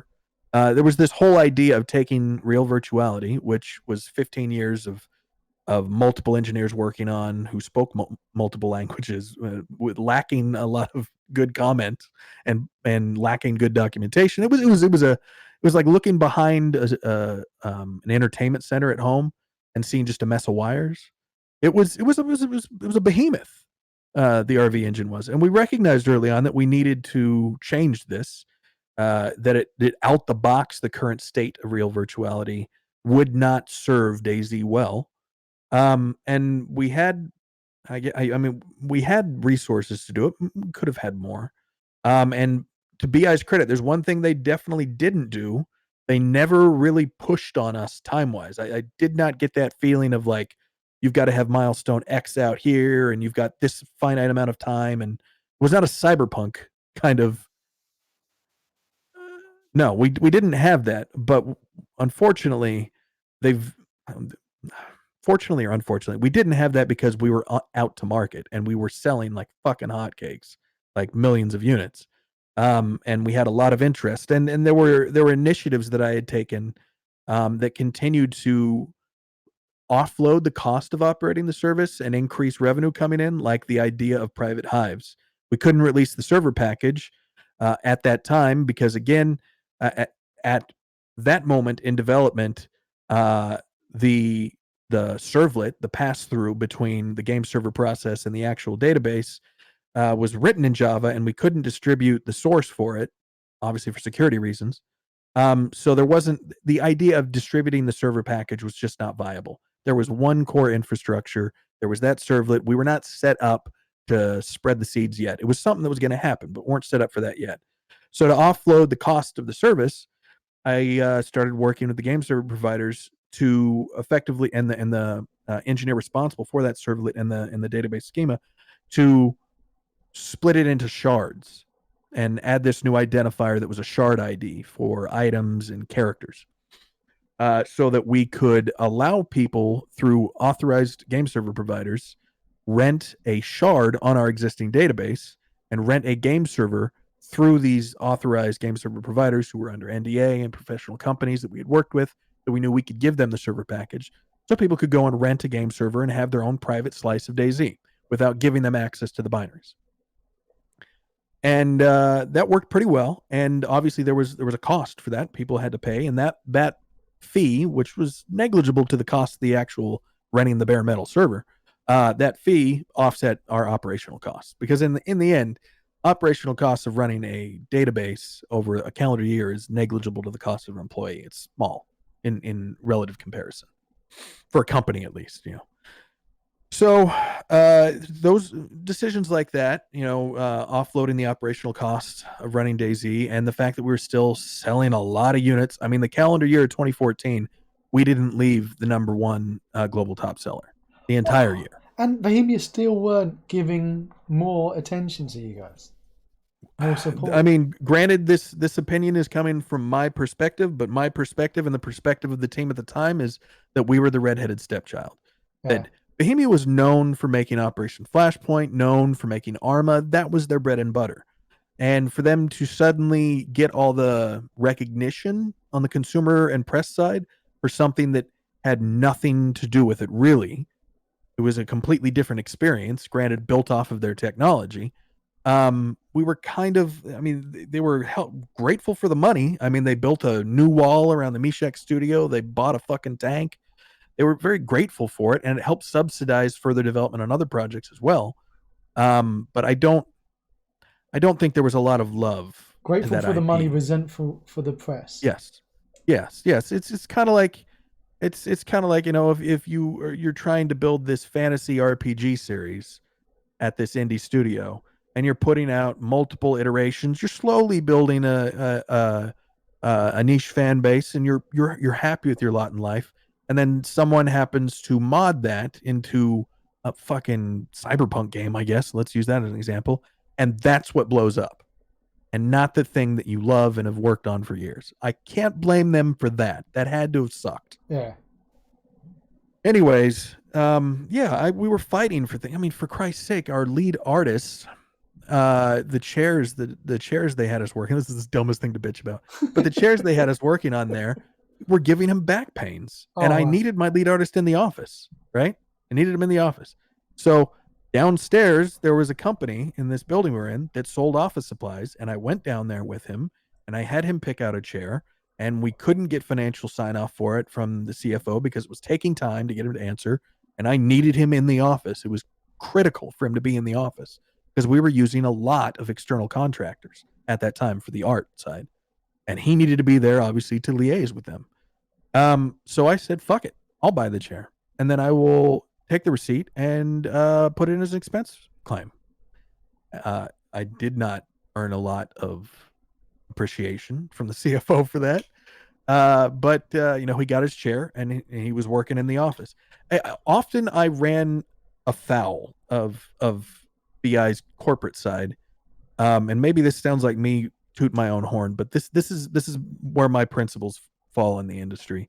I ran afoul of them because obviously, and maybe this is where my focus should be in the role of a creative director or producer at the time. But my objective was to ensure that the team making the game enjoyed their job, enjoyed the product, and wanted to come to work and continue to work on it. That they were passionate about what we did. They did not hate their life. They did not have to worry about things. Like, as long as they were happy, in my view, the game got made. Yeah, right? you were doing your job. And exactly. And I think BI's focus was more like, how can we come in under the line? How can we get shit out and keep units coming in? Maybe that was the case because it was DayZ. And I'm doing a lot of pontification here, and I don't want to put words in people's mouths. But I ran afoul of that because that was often my approach. And one of the things that I really wanted to do that I got told unequivocally no, is when I recognized that we had all this, because I'm bouncing all over the place. When we had all these tech issues we needed to resolve, is I wanted to stop putting out regular content that was scripted in this legacy language on these legacy systems. Like, why are we continuing to put out new shit that is going to go away because it's going to have to be rewritten in a new language for a new system? And why are we continuing to support this legacy stuff, doing like bug fixes on a quality of life level, when I have finite resources and a mountain of work to get through, right? Like, we can prototype stuff, sure, but like I shouldn't be pivoting engineering resources to resolving problems on this legacy stuff that is not going to be the final ship product. And I wanted to say, all right, we're stopping putting out new content, kind of like what Gary did with Rust to a degree. Like, no more updates until we get, DayZ V2 out. It was something I wanted to do, and I was told unequivocally, no. Like, you will keep regular cadence of content updates going out, which of course frustrated the team because they wanted to, like, the design team wanted to start working directly closer and spend more time working with the engineering team responsible for the new scripting language, working on prototypes there, like closed door, working on this new thing that would be DayZ. And I can look back in the past and say things would have been different, but really, I don't know truly because we didn't go down that path. But I feel like we would have shaved a couple of years off of our time because we wouldn't have been splitting resources between legacy tech and our final tech. This is what we ended up doing. But yeah, DayZ. Wow. And then because you mentioned, I might ask, we've got people in the chat who've been waiting to go for a cigarette, and Oh, they're I'm like, sorry. I can't go because I'm just enthralled and absorbed into the story. But we kind of, I would 10 out of 10 hear that story again. I mean, even up to this point, we've barely scratching the surface, and we're 2 hours in. Time has just blinked by. I'm just sitting, my mouth is dry because it's just been, I've been gulping open, listening to you. And as we've been talking, the person I mentioned earlier, who's still happily employed at Microsoft, has finally walked in through the door. Wizard don't go. So, Brian, do you want to ask Wizard what happened in the next episode of your? Well, I'm not 100% sure he can tell me. Like, I don't know the legality on that one. I was just mentioning earlier to Messi about how I'm going to miss following the ongoing storyline of the SBC videos and what happens to Nelson and was it Cuyahoga? Cuyahoga? I can never pronounce that dude's name. But the ongoing standards of business conduct training videos we have to watch every year, and that fucking storyline. It just first year I watched it, I was like, this is kind of lame. Second year, I'm like, I really kind of want to know what happens to these people. And now that I've left the Microsoft family and I can no longer watch it, I can only pontificate as to what happens in the world of Microsoft standards of business conduct training videos. Oh. So Wizard, if you're not allowed to say, then I'm saying, do not send a DM. Like, do not do that if you can't say. Haha, this season was even higher production value. Oh, Oh my God. he's rubbing it in. He's just rubbing it into you. I'm just gonna. I mean, I'm from Seattle, so I'm gonna eventually somehow end up for a third time working in Redmond somehow. I'll figure it out. I'll find it. It's gonna be on CorpNet somewhere, and I will catch up. Don't you You're gonna worry. catch up to the rerun through the reruns. But you mentioned that Dean left Bohemia quite a few years before you. Oh yeah, significantly. Yes, yes. I mean, everyone knew about this. He went on to work with Improbable on the Ion project, which didn't happen, and I can't really speak to because again, I didn't work on it. It's not my title. It's not my company. I'm not going to go down that path. But yeah, everyone knows he was talking about Ion, the next big game from Dean Hall. That's what he went to work on, and then obviously that didn't occur, hasn't occurred yet.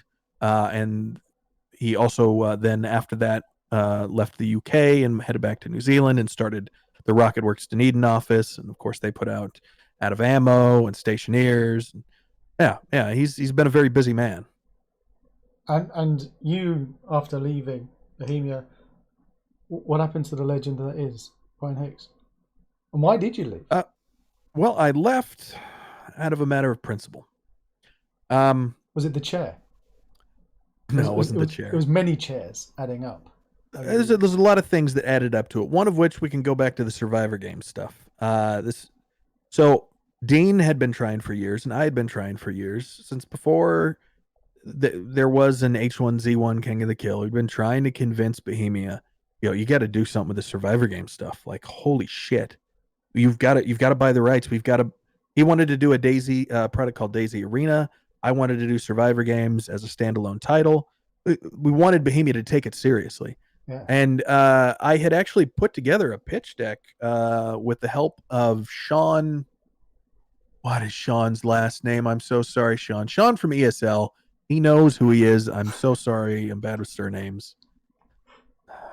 Anyways, Sean and I had met up in Cologne several times.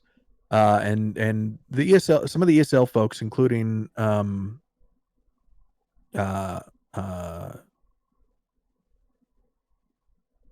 my God. What is going on with my brain? You can remember faces. I can see their faces. Exactly. Anyways, I know how you feel. Some wonderful friends of mine to this day that I am so sorry that I'm failing to come up with names. But again, I did roll out of bed and start doing this interview. So they were big fans, obviously, of the Survivor games and the numbers we were pulling on Twitch. I mean, Twitch themselves were big fans. At the time that we started having all these conversations, I remember talking, I think it was Ben, Fish Sticks, who has since left Twitch. Most of the old guard have. But we'd talked with him and obviously with Marcus about how the Survivor Games at that time was pulling the largest concurrent viewership of any FPS esport that Twitch had done. Like, we were pulling some serious numbers. This is before Counter-Strike came over, obviously. And Sean had even offered to run a Survivor Games event for free in one of their large stages at Gamescom. We just needed to provide a build. They would do the whole fucking event, the production, the casters, everything. Just needed to provide a build. He even gave me their deck showing the monetary value for this. And I used that deck in my pitch deck to Marek, continuously trying to convince him this is something you should take seriously. And they only took it seriously after H1Z1 launched and the King of the Kill kind of split off as an experience. Then they started finally paying attention. Unfortunately, that was too fucking late. Yeah. Because the weird thing is they had this in their hands. They could have bit on it in 2012, and they didn't bite on it till late 2015. And the fascinating thing about it is when they finally bit on it, one, they would not do the same deal they did with Dean for DayZ, because I can't speak to that. I don't think it's fair for me to speak to Dean's split, but obviously Dean's split was lucrative because it allowed him to start Rocketworks. Well, whatever that split was, whatever that agreement to the purchase of the DayZ IP from Dean, they wouldn't do that one with me. They only wanted to do a single lump sum, and that was it. Like, we'll cut you a check now, and we own it lock, stock, and barrel. And we were shopping it around to other folks, and some folks involved in the game's press, as far as like ownership of some press had been talking to us about just paying us a lump sum to put together a prototype. But in the end, I was very passionate in the idea that the Survivor Games came from DayZ and it belongs to stay with the DayZ audience, and only Bohemia can do that, obviously. So we sold the Survivor Games to them for a relatively paltry lump sum, under the agreement that they would, and oh man, this was a lesson to me in reading contract law. They would do their best effort to open a studio in Seattle to develop the Survivor Games IP. So we sold it. They cut the check. We split the money between myself and Soma and Lou. There were the three plank owners still working on the Survivor Games.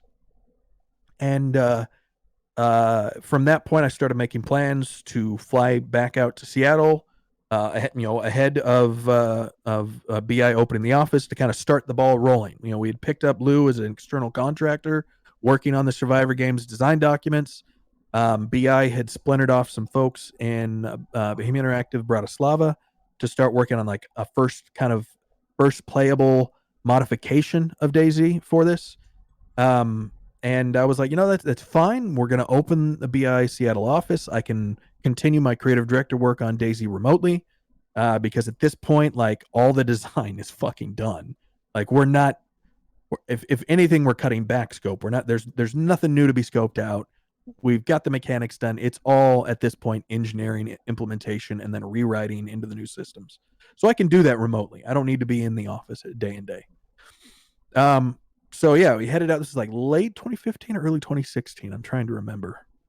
It was somewhere around there. I'm working over in Seattle, from the bottom office of a house I had rented in Bellevue. Bellevue, just because, again, it was like going home.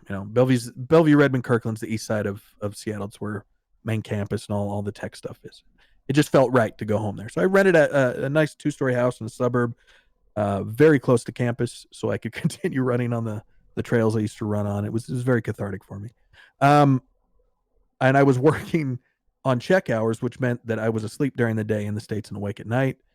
And was continuing to work on DayZ while in the next room over, Lou was working on kind of like the high level design of what a modification of DayZ standalone would need to do a Survivor Games experience. And shortly before I had actually splintered off, shortly before I took that flight when I was still in Prague, one of the key elements that I was really pushing for for building this Survivor Games team is I wanted to hire Brendan. I was like, he knows. I'm pitching this to Mark Spaniel, the CEO, who, for whatever reason, he was very reluctant. Did not have a lot of interest in hiring anybody from the modding community. And I was like, Mark, look at this. I mean, he's already built several mods. He knows SQF. He knows RV Engine. He knows DayZ. He knows this space because Daybreak SOE had worked with him for King of the Kill. Like this is a safe hire. Like this is a safe hire. And he hemmed and he hawed, and I'd been talking with Brendan back and forth. And then one day Brendan reaches out to me and he's like, "Listen, man, I don't think I'm gonna be able to do this." I'm like, "What do you mean?" He's like, "Well, this company, this Korean company, had just reached out to me and they'd offered me creative director spot to build my own battle royale game." I was like, "Brendan, dude, you gotta fucking take that. I can't offer you that. Like, I don't have that role free. I probably can't match that salary." Wow. I mean, because we're paying check salaries. It's not Yeah. not a lot. And I made it very clear to him I was not upset. I was very pleased with him, pleased with the idea. I was happy for him because, again, I believed in this dude. I saw what he could do. Yeah. So Brennan went off, and that became PUBG, because obviously that developer was Bluehole. And we marched on without him, obviously. And it was, I don't know, it was after a few months, maybe maybe a year in Seattle. They kept telling me, BI kept telling me, "Oh, we're just waiting to finish opening the Amsterdam office, and then we'll get to Seattle. We don't want to do 2 new foreign companies at once." And I'm like, "That's fine. I understand." It just nothing. I kept being put off. "Oh, we got to wait for them to get the rest of their furniture. Oh, they're not quite set up." This is nothing against the Amsterdam folks, because all those guys are amazing.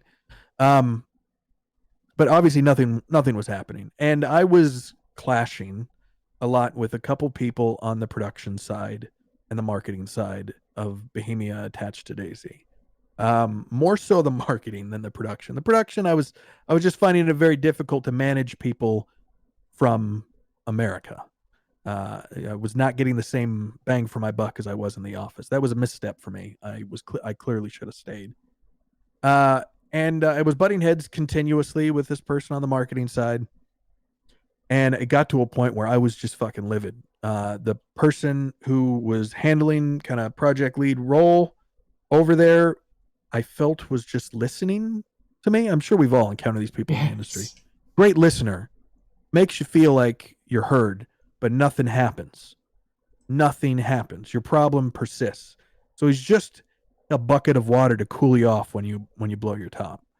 And it just kept happening. And between the distance and the fact that BI was not moving on the Seattle stuff, and I was still working in my basement, and things were moving more and more towards BI not wanting to do a standalone title, wanting to ship a DLC first.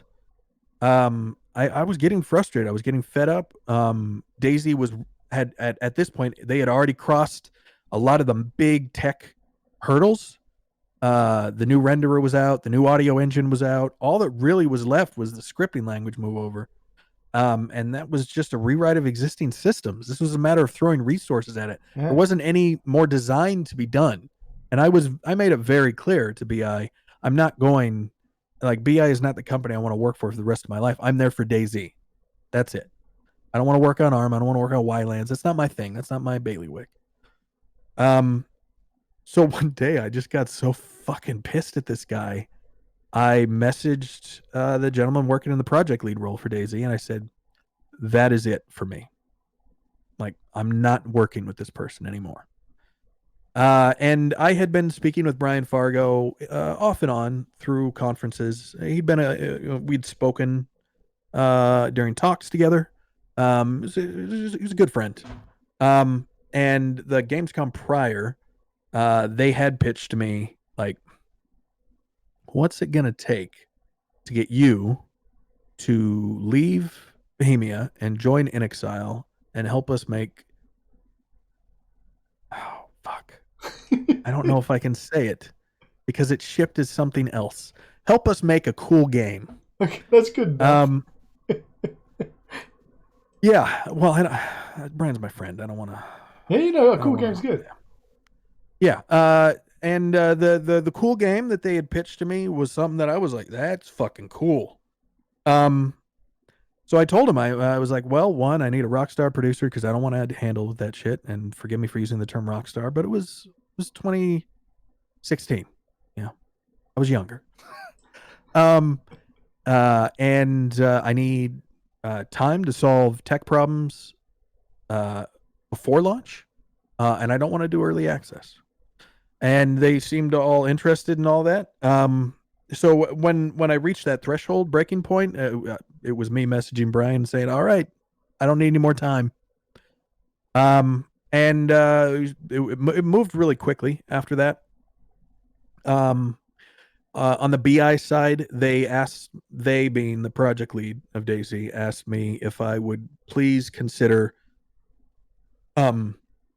continuing to consult and remain attached to the product so that there isn't a big whiplash. Because it was a very key time for DayZ. They literally were swapping out core technology in the engine. And I believe Jay Crow, who was the creative director on Arma, had just departed. They did not want the optics of DayZ being problematic. Like, oh shit, what happened to DayZ? They wanted to continue to sell units. And to be fair, I didn't want to fuck over the team. They had been working on this for so long. So I talked to Brian. I was like, listen, this is one of the caveats. I need to be able to consult on a creative direction level and on a consumer facing level for DayZ while they wrap up what they're doing. And as long as you're okay with that, that means not telling people I'm working at InXile until they're done. Then we can do this. And Brian was like, yeah, no, we can make that work. So I packed up everything in a U-Haul and moved out of my rental in Bellevue and drove my ass down to Newport Beach, California, rented a house on the beach. And this is with Lou as well.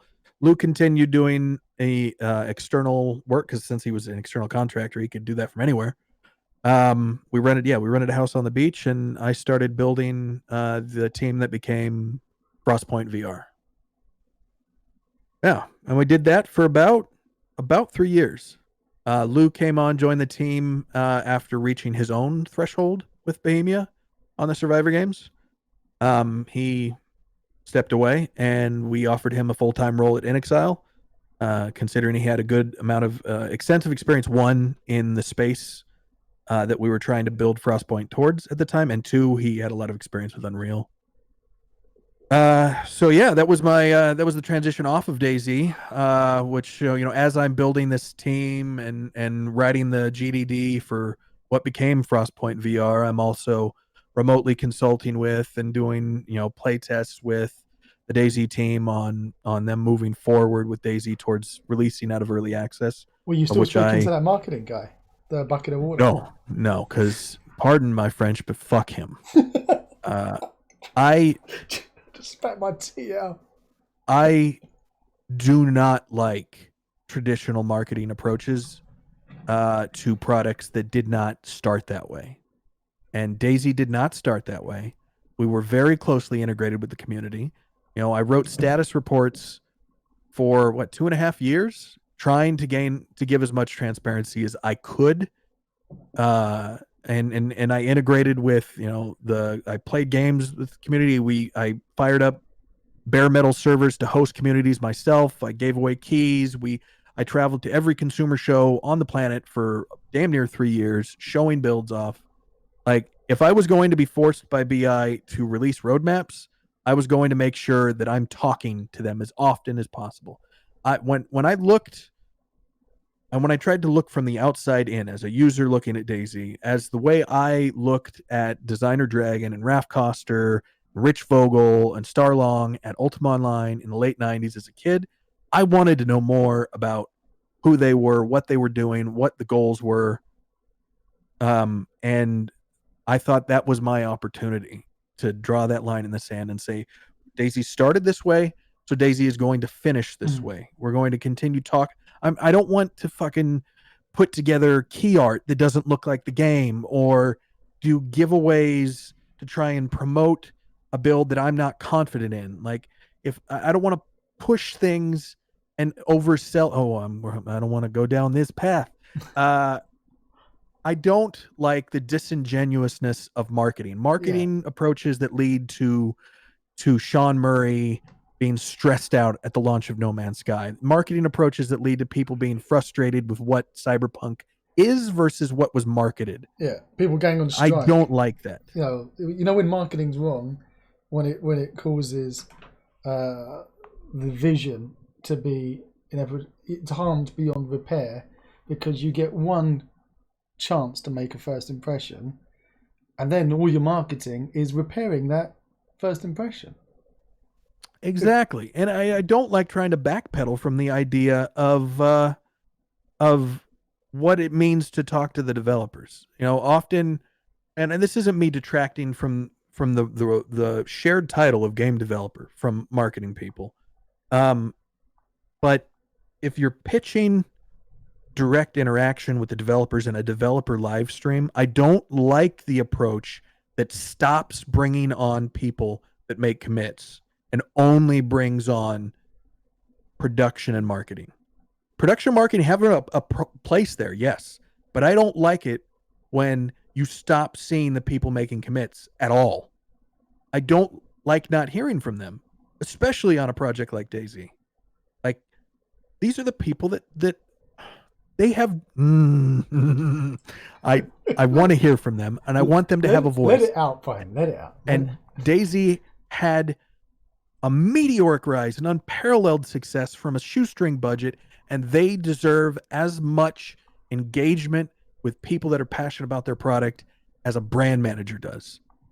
A brand manager who joined the fucking team almost 3 years after the product was put together should not take center stage. But the brand, He's welcome on the stage, but he doesn't take the center stage. Brand managers, they're all ego. Most of them, aren't they? When they get in that job because... And they do great jobs, but like,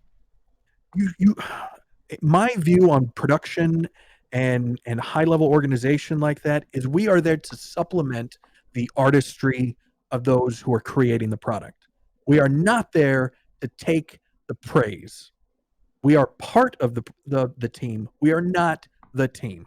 I don't like the zeitgeist around a successful product being associated with one person. I don't like the idea, and I love Dean to death, but I never like the idea of DayZ created by Dean Hall. I don't like the idea of Sid Meier's Civilization.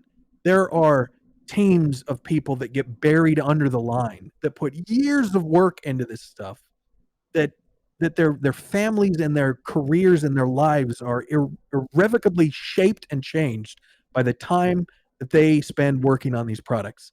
Like, how many people can you and I honestly say we know crunched their asses off on Cyberpunk? Yeah. I don't know anyone. That's a tragedy. We've got there's actually a game dev. He's also a Twitch streamer, and he made Thrusty Ship. If we give a shout out in chat, and he used to work over at Rockstar and a few other places. And it's like you're saying, it's one of those. You go try to find their names in the credits rosters of games. You're not gonna. You got to. They're buried in there. But like you're saying, everyone knows who Sid Meier's is. Everyone knows the Peter Molyneux's. And we're gone to the days. I was talking the other day about Rare and how that started. With the two brothers, one coder, one artist, working in your bedroom. And those days are gone. So it's now an army making a game, and we'll be lucky if people know who any of those people are. And it's a shame because you've got people that we're saying in chat are talking about, you've just described everything that was wrong with CD Projekt Red's Cyberpunk that caused CD Projekt Red's share price to plummet this week. But much like you're saying, we don't know a single person who worked on that title. I'm only fortunate that I went to a few events and got to meet developers at the events to see that they actually they're human beings. Got to see their faces, and that's only the small amount of people who are allowed to go to those events, aren't they? Human beings who are likely paid in Polish zloty, which is not super valuable. So their income is probably, and this is coming from the experience of trying to hire people from like Germany or the UK or Sweden into the Czech Republic, the pay scale, arguably the cost of living is lower, but the pay scale is a lot lower. So if you were to try and convert the dollar amount of the people that slaved away on this product to salaries comparative in the United States, Canada, Great Britain, even New Zealand, Germany, it's going to be significantly lower. It's got to be. It's absolutely got to be. The last time I was in Poland, they weren't on the euro; they were on the zloty, if I'm pronouncing that right. Yeah, I don't know. It's frustrating, and I will say, I want to put full credit where credit is due. There are organizations out there, obviously for smaller teams, that do spend a lot of time putting the focus on the folks who are building the product.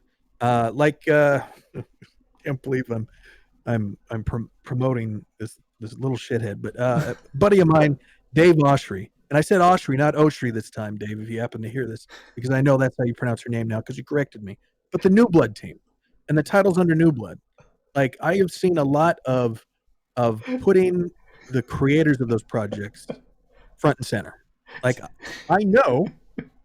I don't know them personally, but I know who the people are behind Gloomwood and Dusk and Unfortunate Spaceman and the Medieval. Like, the line isn't, the lead isn't buried there, I guess. Or the line that separates on the credit. They do a much better job. Granted, it's a much smaller team. Yeah. A much better job of putting visibility on people. And I wish I saw more stuff like that. I wish I saw more opportunity for that. And I'm not paid to say this, although I am paid by this company, but the initiative I've seen Dean taking at RocketWorks on Icarus we've been shooting a lot of devlogs, like kind of the development of the product. There is a lot more opportunity for visibility I'm seeing in this company I've moved to, RocketWorks, and I hope that when we start pushing the product and doing that marketing push, that is the key focus. That it's not, techno music and flashy trailers and, would you like to have a big house in a game where you can't buy a house? I hope it's that. I hope that's what we push, is look at the people that are making the game, talking about making the game. Because in the end, I would much rather hear, 20 minutes of like Austin, one of our world builders, our lead world builder, talk about all the time he spent trying to get the desert biome just right, then I would like to hear about, bullet points on a marketing deck. I mean, I'm gonna sit and have to re-listen to this interview over and over, because every second of you talking is gold. I keep on forgetting that we have a chat talking to us as well. Just want to know Team Fortress. What are you saying up here? Like, people talking about Team Fortress 2 was made by 3 uni students out of Melbourne making a mod, Quake mod.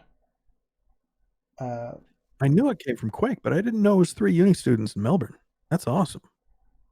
We got here. It was going to go to Quake 2 engine, but ID Software were expensive to lease the engine, and then they got hired by Valve to work on Team Fortress. Oh, I work on Team Fortress 2, Quake 2. Do you, Doitz? Ah, there you go. That's why Doitz knows his stuff. Wizards Don't Code, who's at Microsoft, who's not going to tell you what happened in the next episode, says, let's not confuse a past success with ongoing success.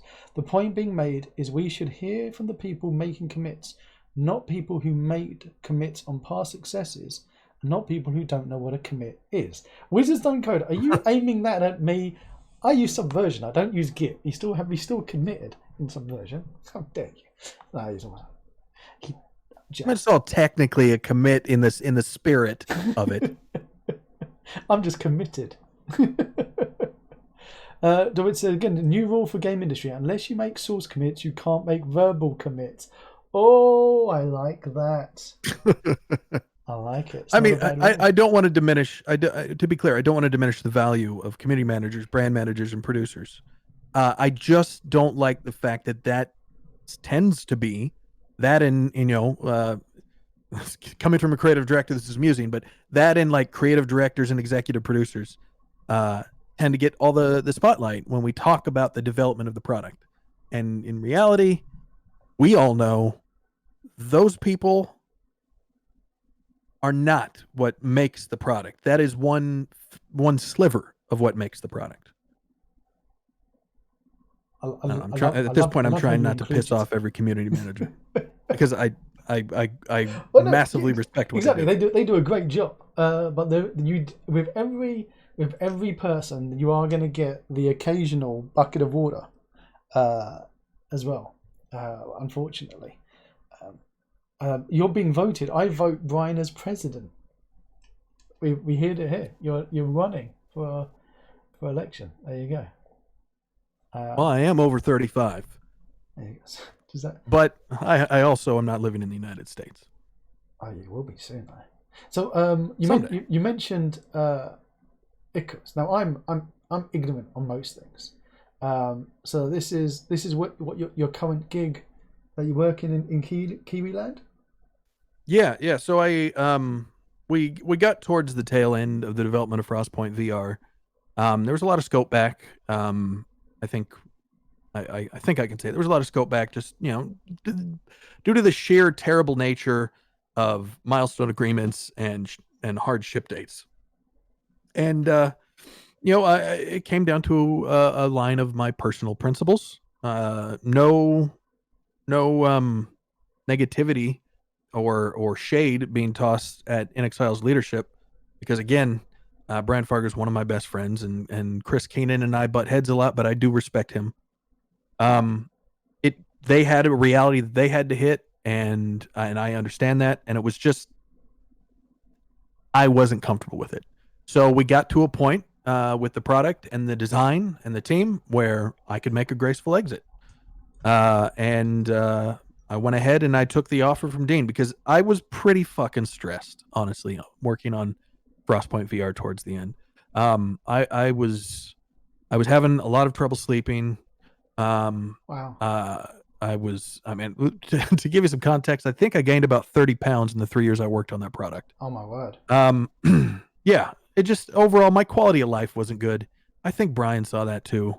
And I literally just walked into his office one day and I'm like, listen, I'm unhappy, and I want to take an opportunity elsewhere, but I want to make sure that we do it at a cadence that is sustainable for you. I don't want to fuck over InXile. I don't want to fuck over the Frostpoint team. And he was, fuck, it's hard to say anything negative about Brian Fargo. He was incredibly supportive.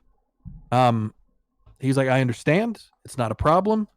I think he even came to me on my last day and he wanted me to know that, like, we're still friends. Wow. He's not upset. That's a nice guy. Those are the kind of people you need in any job, let alone that industry. Yeah, and I think a big credit to Brian. One thing that Brian does amazingly well for the people that works under him, and I guess he doesn't really need to worry about it too much now that InXile is a Microsoft studio.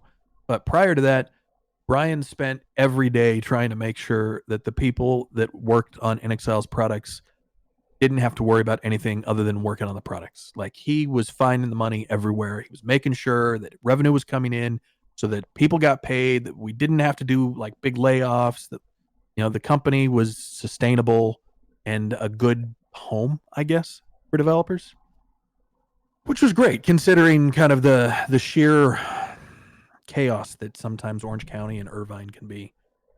But yeah, we came to an agreement on my final day, and I spent the time wrapping things up. finalizing any design docs, syncing with Dax, my producer, and all the leads, and everything was pretty straightforward. We knew what was going on, and the very next day, after my last day at InXile, California went into work from home for COVID. Like the very The next day. very next day. Yeah. Wow. I was leaving InXile as COVID started snowballing across the country. And the very next day, I went home and I woke up in the morning and I was like, why is Lou not going to work? Because Lou was renting out 2 of the rooms in the house I own. And he's like, oh, yeah, we're working from home. Like all of Orange County, I think all of Southern California is at this point. It's like, holy shit. So I started working remotely on Icarus with RocketWorks. Icarus being the upcoming open world survival title that Dean and I are working on. It's a UE4 title, and trying to get a border exception for me, because the funny thing is, as I started my paperwork, which I started my paperwork in February, I think it was when I gave my notice at InXile. The New Zealand's border was not closed. So I started all my visa paperwork for myself and my wife. And on that last day at InXile, we realized that New Zealand's border was now closed. Oh, wow. So now it's not just a visa, which is relatively easy to get for an accredited employer in any country, I think. Well, maybe not the States. Now we're suddenly dealing with trying to get an exception to allow me to cross the New Zealand border, because New Zealand suddenly became like, what is it? Is it Madagascar? Why can't I think of the game? The game where you're a disease. Oh, fuck me. I know what you're thinking. Although now I've just got the cartoon of Madagascar stuck in my head. I'm having no problem recalling all these high level details over the years, but when it comes to the specifics, the granularity of like what one of my good friends' names is, I can't remember. Anyways, so yeah, I started. We signed I signed a traditional contract agreement, which actually worked out because, as I believe it was April, I started working for RocketWorks officially. Plague Inc. Chat telling you. Plague Inc. Thank you, chat. Worked out pretty well because as I suddenly was waiting to get into the country and thus having to work remotely from my PC in my wife's walk-in closet in our bedroom, all of RocketWorks was working from home as well. So it was pretty beneficial for me to get my introduction to the company, which traditionally is rough if it's going to be remote and everyone else is not. My introduction to the company was everyone's remote, so I was kind of on an even keel there. And the time difference was a little odd, but nowhere near as bad as it was trying to deal with Europe. They are a full day ahead of the West Coast of the US, but also a couple hours behind. So like I would start my Monday at 2 p.m. on Sunday, I think it was. I always say that you guys was when my first meeting started kicking off. Don't you? Yeah. Yeah, it was a little frustrating trying to start working with Dean again on another survival game, but be separated so far. But full credit to Dean and Stephen Knightley, the COO over at RocketWorks. Somehow they pulled some strings, and maybe they're just that important, but they managed to get a border exception in August, I believe, for myself and my wife, to give us authority to board a plane in LAX and fly into New Zealand. Wow. And I've been over here. I spent 2 weeks in quarantine in a hotel, which wasn't too bad. It was a little difficult trying to work on hotel Wi-Fi on my laptop, but we made it work.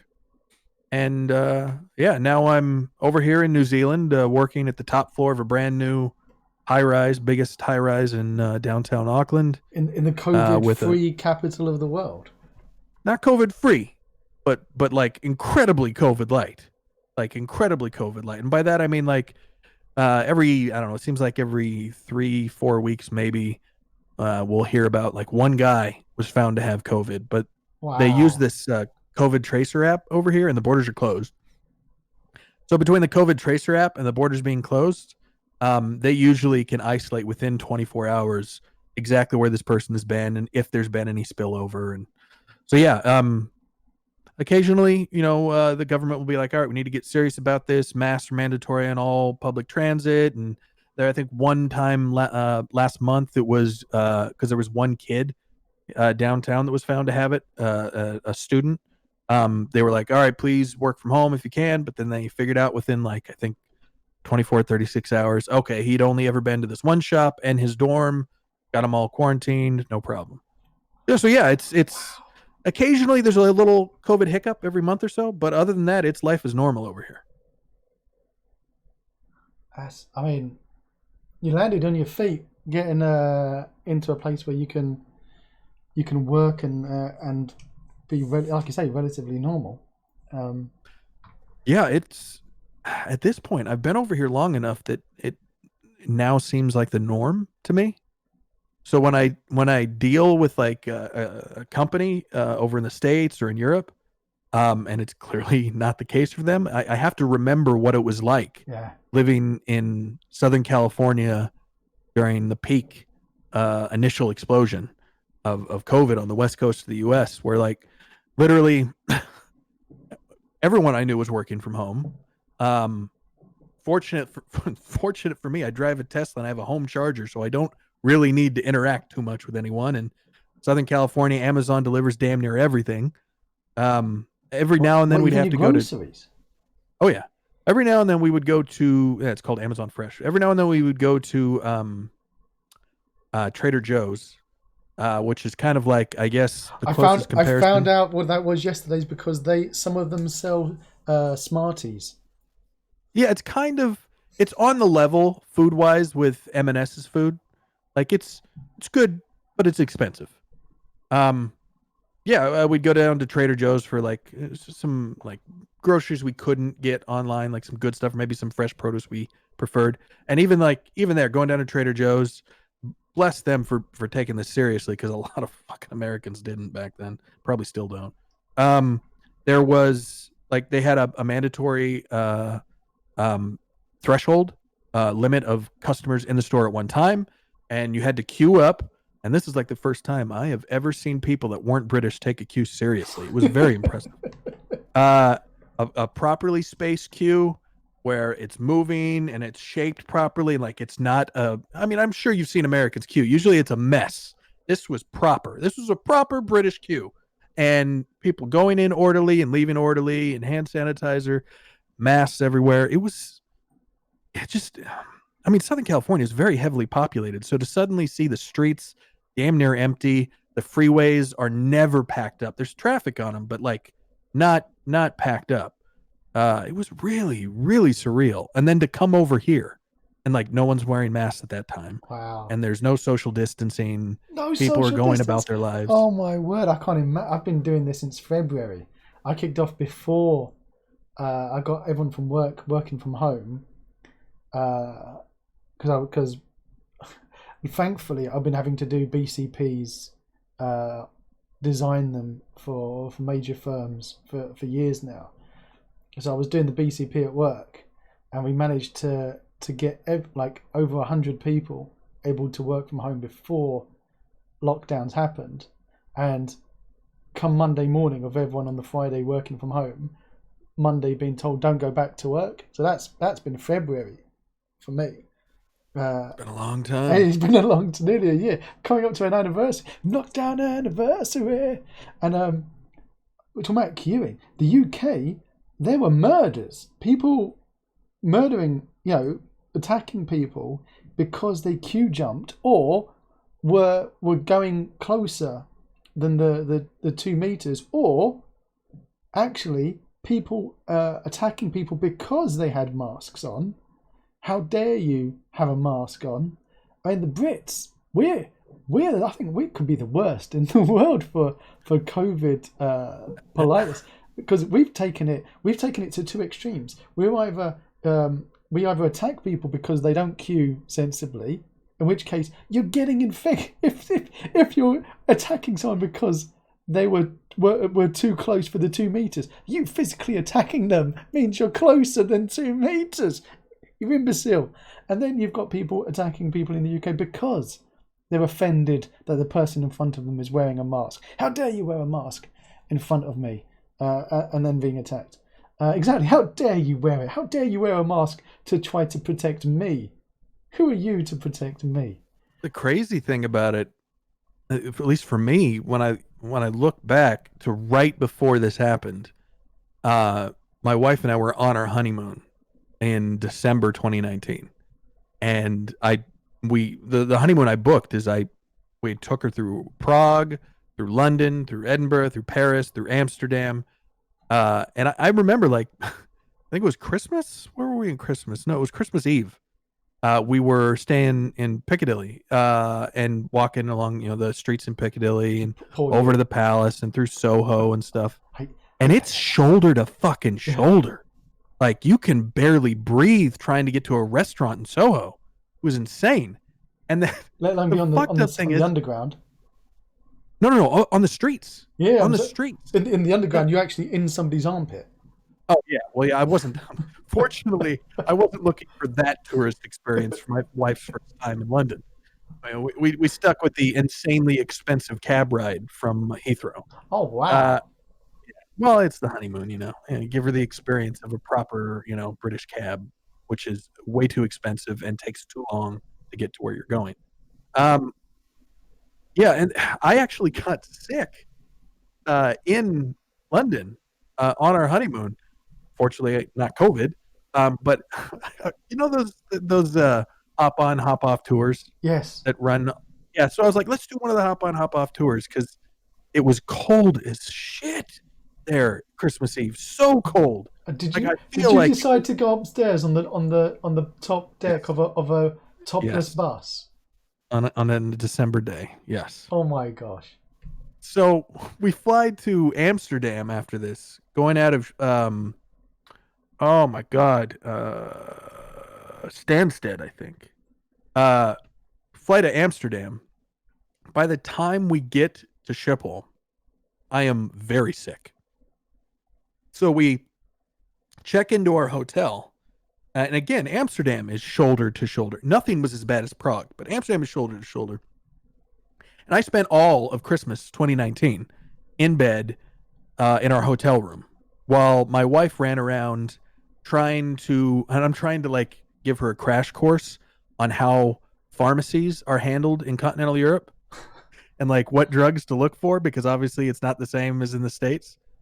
And so she's running around and I don't know the Dutch word for a pharmacy, but I know that the signage is the same for like Lacarnas in the Czech Republic. So I'm describing to her like the cross and like what the color is and like just look for that.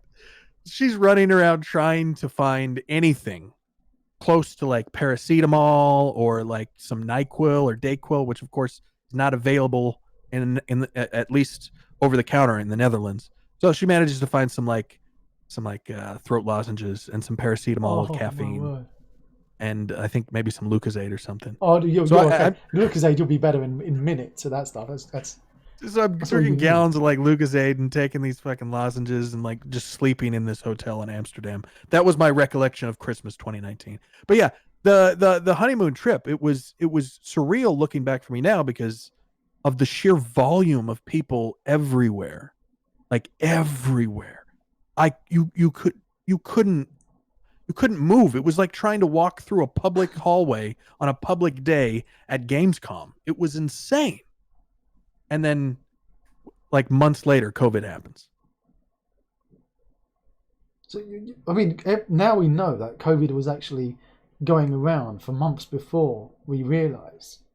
I remember January, so many people being off sick with a severe seasonal flu, everyone was calling it, and me and the missus, we were pretty much comatose in bed with vomiting and the whole lot. And I don't recall if we lost our sense of smell or anything.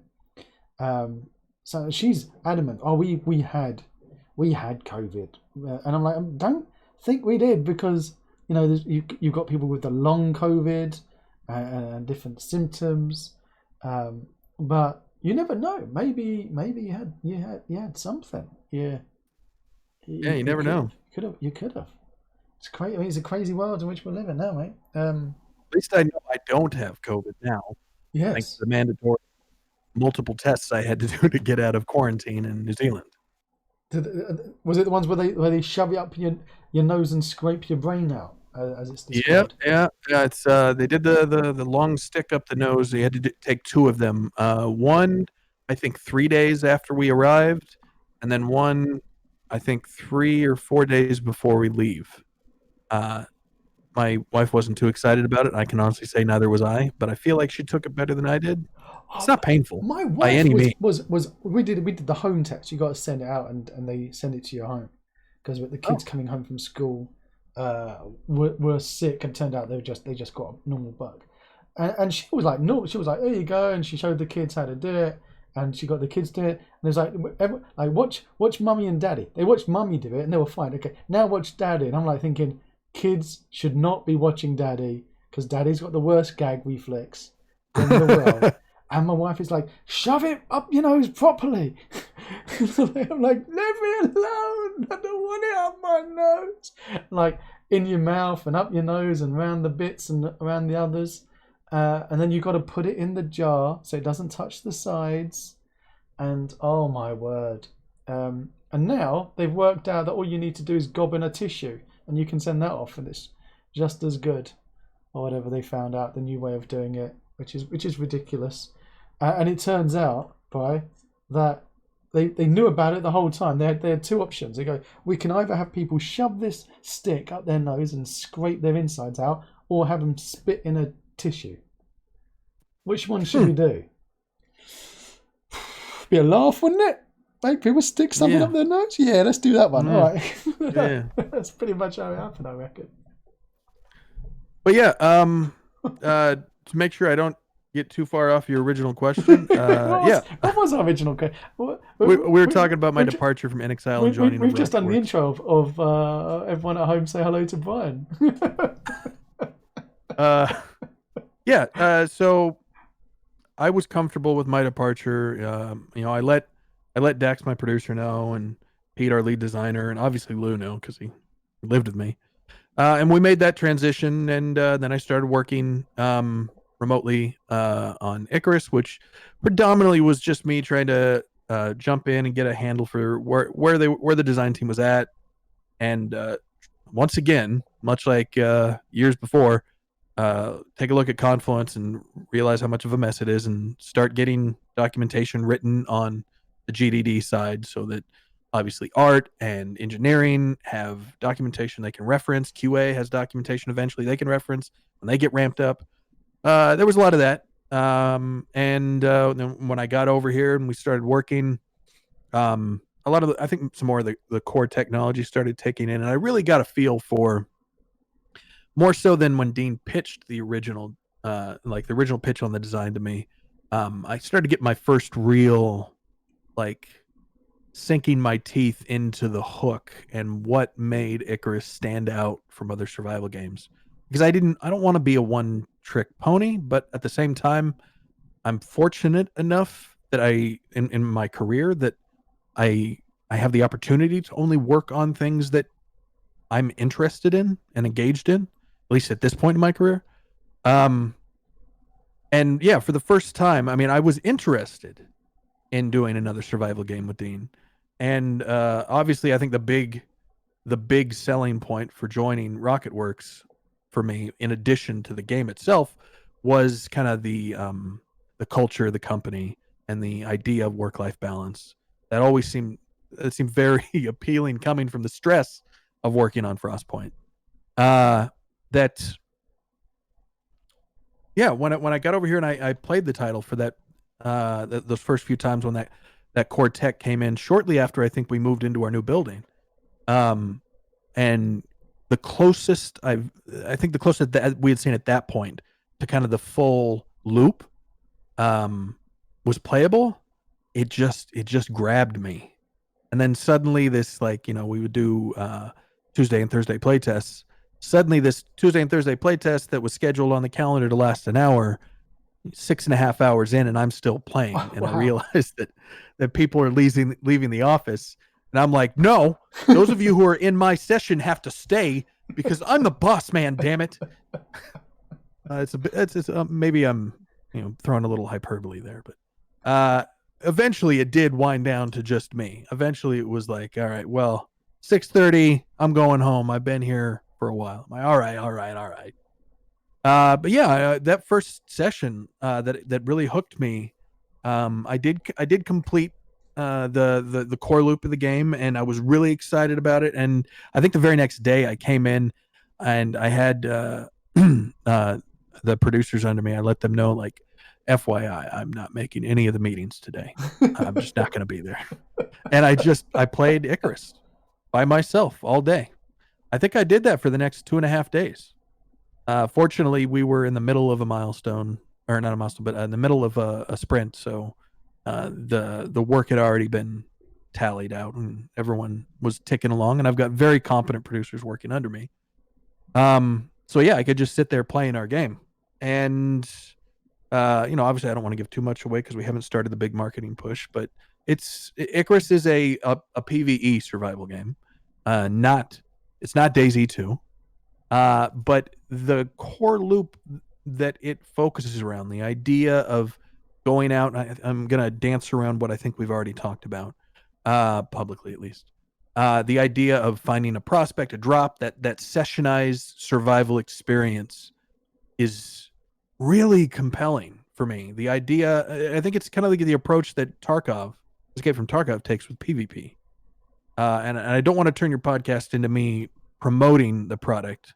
So what I'm going to be doing here and explaining this is why I find it compelling. Yeah. Because again, I have principles and I do not like traditional marketing stuff. So this is why I find Icarus compelling. That idea of sessionizing survival, because as I get older, I notice, a couple of things. One, crunch isn't as easy for me to do. Two, getting up in the morning seems to get more and more difficult. Although if I go to bed very early, I don't need an alarm clock and I just wake up. Couldn't do that in my 20s. I can do that now. That's cool. Although now I think about death a lot more. That's a thing. Yeah, I'm parallels with myself. I think. Are you? Do you have kids yet, or are you on the way? No, but my wife is very, very interested in us doing that very soon. There you go. You'll be thinking about death a lot more. Oh, great. One of the things I noticed, I can't, and this is why I've spent. I don't think my wife is watching. I've spent about $5,000 on Star Citizen, and this is entirely not because I'm like, oh, I want to buy flashy, cool stuff and show it off. It's because I know I don't have the time. I don't have the time anymore, the energy anymore to get to this stuff that I'm interested in. And with Star Citizen, one of the things I was really interested in was multi-crew ships, and obviously the quickest way to do that, spend some money, back the project, get the rewards. So, I mean, that's a perfect example for like how I've come to realize I can no longer leave my job at the end of the day and come home and stream for another 6 hours. I don't have that in me anymore. That was me in my late 20s, early 30s. And the idea of sessionized experiences, which you see, perfect example, I think, in titles like Phasmophobia, Among Us, Unfortunate Spacemen, Escape from Tarkov. You get the same encapsulated feelings, emergent gameplay, yada, yada, yada, that you get in survival games. But you get it in that, like, I know that I can select a prospect, a drop that has a shorter play session. I can get that loop, that feel, the building, the crafting, the surviving on a shorter time scale. But since that variable it's got a wide definition of range, if I want a longer play session, I can select a longer play session. So making it approachable for those of us who don't have a lot of time, but also leaving that long gameplay session is an option for, like, maybe, Saturday rolls around, my calendar's empty. Hold on a second. Okay. Whew. All right. I was getting a DM from one of our producers. I was like, shit, did I say something? I was, yeah. So I have that option to jump in for a quick drop, or if I want Saturday rolls around, the squad wants to play all day, and my wife's like, you know what, you've worked hard, go for it. I don't have a bunch of stuff that we need done. I can do that. I like that idea because one of the things I talked about a lot on the design side in DayZ was the time to investment, the player's time to investment. And if you're leaning towards a hardcore experience, as DayZ was, the time to investment tended to be longer. So I never really felt like if I had 15, 20 minutes, I could have fun in like a meaningful progression in DayZ. And I feel like with things like PUBG and Fortnite and such, like the PvP aspect of a survival game, that's been mapped out, that's been optimized. We know where the fun is there, and it's been done to death. Like, I'm not going to come out with a product that does that better, no matter how big the team you get me. I don't think I'm going to. Yeah. But I haven't seen a lot of people focus on the other side of DayZ's gameplay, the other side of Rust's gameplay, and focus on that as an experience, a multiplayer experience. That idea of building and crafting and finding resources and building your character up through a tech tree and unlocking shit. That's the stuff I love. I don't like all the yeah, PvP that's stuff. what keeps me in 7 Days to Die. 7 Days to Die, personally, forgive me, Mad Mole, but I feel like 7 Days to Die PvP is garbage. But the game is not built around that. PvP in 7 Days to Die is an addition. The core element of 7 Days to Die is scavenging and building and surviving against the world. And I love that. But I find in 7 Days to Die, as I'm sure my wife can attest to, when I play that, I'm playing that for fucking hours. And there really isn't a lot of progression I can make. I feel like I can make, especially if I'm playing with multiplayer and other people putting more time in. I often feel like I'm falling behind. And again, the approach of Icarus sessionizing this. So we've got that centralized progression. That back end is games as a service. So my character, I'm always progressing my character in the same way, maybe in a more granular detail than high level, because with Phasmo, their metagame is kind of light. I'm eager to see Phasmophobia do a more in-depth metagame. But again, that approach of like there's a difference between character and player progression. You can player ask progression him. at the high level. He's normally in the stream watching and in our Discord chatting away. Who is? The developer of Phasmophobia. Oh, fantastic! I believe we follow each other on Twitter. And he kept that bloody secret as well. And when he launched it, I went into their Discord to give a message like, great game, why can't you jump? And I saw who was at the top of the creator, and I messaged him like, congratulations, dude. By the way, why the hell didn't you say that you were making a game and you have to come on to do a live dev interview and you're not allowed to say fudge or bugger? And he was like, well, I kept the secret for the last 3 years while I was working on it. I was doing a lot of lurking in channels and stuff. And I think he'd also won one of the raffles that we'd done. We love our raffles. Shit. And I was like, saying to people in chat, like, if you're working on a game, and he'd always also nearly walked away from it a few times, like a few people we've interviewed recently who've made amazing games. Everyone says they get the burnout, emotional and mental and physical burnout through a period, and like you, on the VR, having physically changing yourself through that stress and anxiety, and there's a lot of people in chat who are in their bedroom. We're going back now to what we spoke about a while ago in this now 3 hour long chat, which I'm having a blast, wonderful time. Hopefully you don't have to go and do any work because it's the future. It's Monday for you. The people are in their bedrooms trying to make games. So those bedroom programmers who either start in modding and think, I did a few mods, much like I did back in the day on a Unreal Tournament mods, I started cutting my teeth. I made a Wild West Unreal Tournament mod and worked with a few people back there. Had a great time.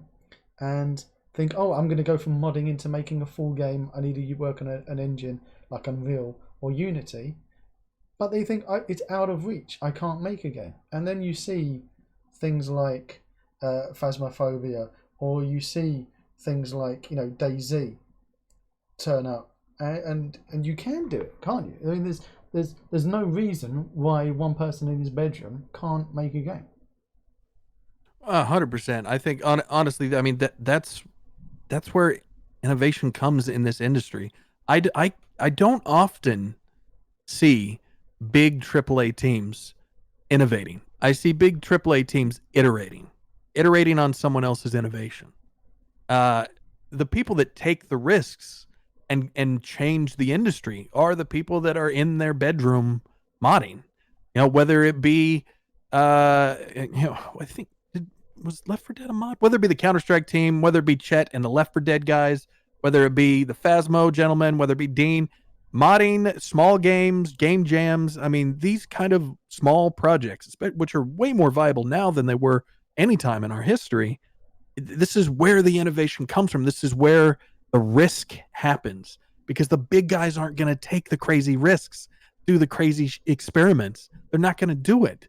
They're not going to dedicate their resources, their headcount, their marketing. They don't want that. They want to know what prints money right now, Yeah. what works already.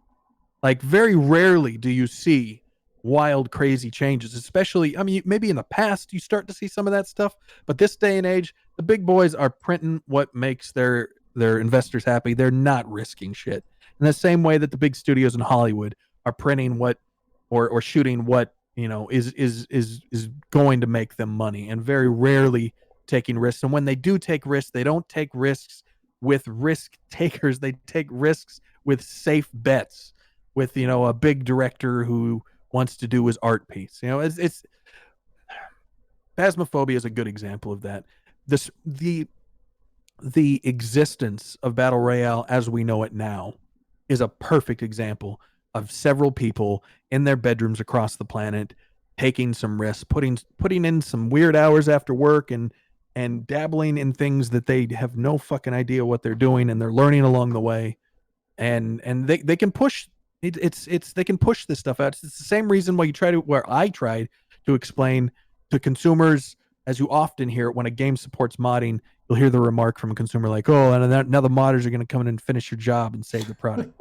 No, that's not happening. What's happening is modders have and to a degree, I hate the term modders, because really they're game developers. They're just game developers who are hobbyists and not professional. That's the only delineation, is whether they're doing it out of love or loving a paycheck. They get to take risks because they don't have to worry about legal ramifications or quality bars. They can do crazy weird shit, and they're the mad scientists of the games industry. And we need the mad scientists because that's where the innovation comes from. I feel like far too often, if someone makes it out of that space, they get consumed by the machine and they lose that spark. And I'm gonna segue a bit with this and say this is exactly why something like DayZ exists. Exactly why you see Dean working on games on his stream like Art of the Rail exists. This is exactly why Messi and I know each other, because I got to a point in my career where I stopped being the guy that's making lots of commits. I'm the guy that's giving direction to the people making the commits, the guy writing the design doc or leading the team. Those people shouldn't really be the people making a lot of commits as the size of your team scales up, because you're moving from more, working in Blender or Maya or writing a Visual Studio or my favorite Notepad++, and you're spending more time giving guidance and managing people and what the product is, right? But when that happens so often, those of us who get put in those positions, we lose that spark of creativity and mad scientist and tinkering. Tinkering is the best fucking part of being a game developer, I think, personally. And that's how Messi and I know each other, because I I started feeling so detached from what I believed to be game development because I was again just managing teams, running teams, that I found the next thing for me to tinker in. Like Arma was that next thing for me at one point. I saw Lou, who I've mentioned several times, playing this modification uh, with a buddy of mine who was a content creator on DayZ, who goes by the name Jamjar. They were and other guys I had known from when I was streaming DayZ Mod, like Cream. They were all playing this thing called GTA RP, and I was like, I was familiar with RP from Arma, and obviously from my years in Ultima Online. Uh, but I had no idea that something like this could happen in Grand Theft Auto. And I did some investigation, and I discovered the Citizen FX Collective and the projects they were working on at 5M. I poked around their publicly available GitHub and their documentation, and I was like, this is kind of fucking cool. Like, I could do a lot with this, because what really gets me excited and passionate is building a virtual world, like a world that persists and the player can interact with gameplay systems throughout that world that drives emergent gameplay. That is like what has always gotten me going since I was a teenager playing Ultima 7. That was, I mean, sure, I play other games, but that's what keeps me up at night. That's what get my brain ticking. And I saw that opportunity in GTA RP. It was very, very early on. I think it was late 2016, early 2017. And I started playing on this server that at the time was called RP First, which I believe is now merged into Twitch RP, at the invitation of Jam and Lou. And we played a lot there. I was playing this police officer, I think, at one point. I was also playing a guy that ran a taco truck that was also a criminal. It was really fun. I hadn't really role played since the early 2000s, I think. And Jam, yeah.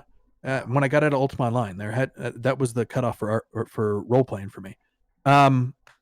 So at some point there was a rift in the community. I don't remember what it was. Maybe some people like serious RP, some people like light RP, whatever the case may be.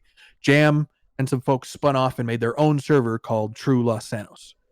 And naturally I went that way because, you know, I like the guys over at RP First, but like Jam is my buddy, and all my buddies that I already knew from DayZ went with him, and Lou went with him. Like, I'm gonna go with them.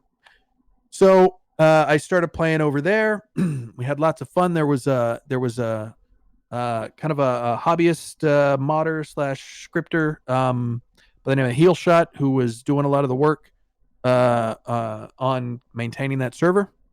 And another gentleman from Australia goes by the name Spruck, who is an engineer himself, although I'm not sure what he's doing nowadays. But anyways, that's off in left field. At some point, Jam, I think, burnt out a little bit on GTA and wanted to take a break and play something else. And one of the things you discover really quick is that when a community, a server community, is built around a content creator, and that content creator goes and plays a different game, your population goes poof. Yeah. And fortunately, you know, I had a good relationship with Multiplay, and for years they had loaned me a box to use for my game development experiments, which has been great because I'm one of their biggest advocates, and I sell them at every chance I get because they're fantastic to work with for those that deal with multiplayer infrastructure. I was like, hey, well, if Jam doesn't want to pay the bills anymore, like just toss me like a login to either your Git or, you know, your SVN or whatever you happen to be using. I'll pull down latest and give me an image of your database, and we'll move it all over to my box. And that happened, and then Heel, I think, got distracted with whatever Jam was doing, so more and more it was just me. And I was like, all right, well, time to tinker. And at first it started with me making, you know, just bug fixes to the code that was already there. This behavior's not good. All right, you got to figure out how this is operating, go through, follow the function lines, find the issue, push a fix, bam, cool, bug fix. Um, and then I started tinkering more and more to like, oh man, I'd really like to replace the meshes we're using for these cars because like the texture quality is really inconsistent and the poly count is through the fucking roof. Like GTA cars are half the poly count, sometimes quarter the poly count of the models that that Heelshot had decided to use on this box. Oh And as a wow. result, and the LODs were terrible. The LODs were fucking terrible, man. Like at some point, like the farthest distance, there was no wheels. Like it was really weird. So I was like, I'm gonna find some better assets in the GTA and the already existing GTA modding community. Um, and so that got me like kind of learning the kind of the art pipeline of 5M, and then I started tinkering more with like animations and texture swapping and the texture dictionaries and the animation dictionaries within 5M. Yada yada yada. I got more and more involved, and then there wanted to do a refactor of the existing code to a new framework, which I thought was more functional. And that framework then later on went object oriented, so I had to update again. I found myself more and more pulled into this, and the more time I spent in it, the more I understood the off the beaten path opportunities that was presented. The more I understood how to dive into things that weren't documented yet by the Citizen Effects Collective on engine level natives, and I was spending more time, like making cool little elements to the virtual world to the point where it got pretty complicated, got pretty in depth, and I found some like-minded individuals that were interested in joining me.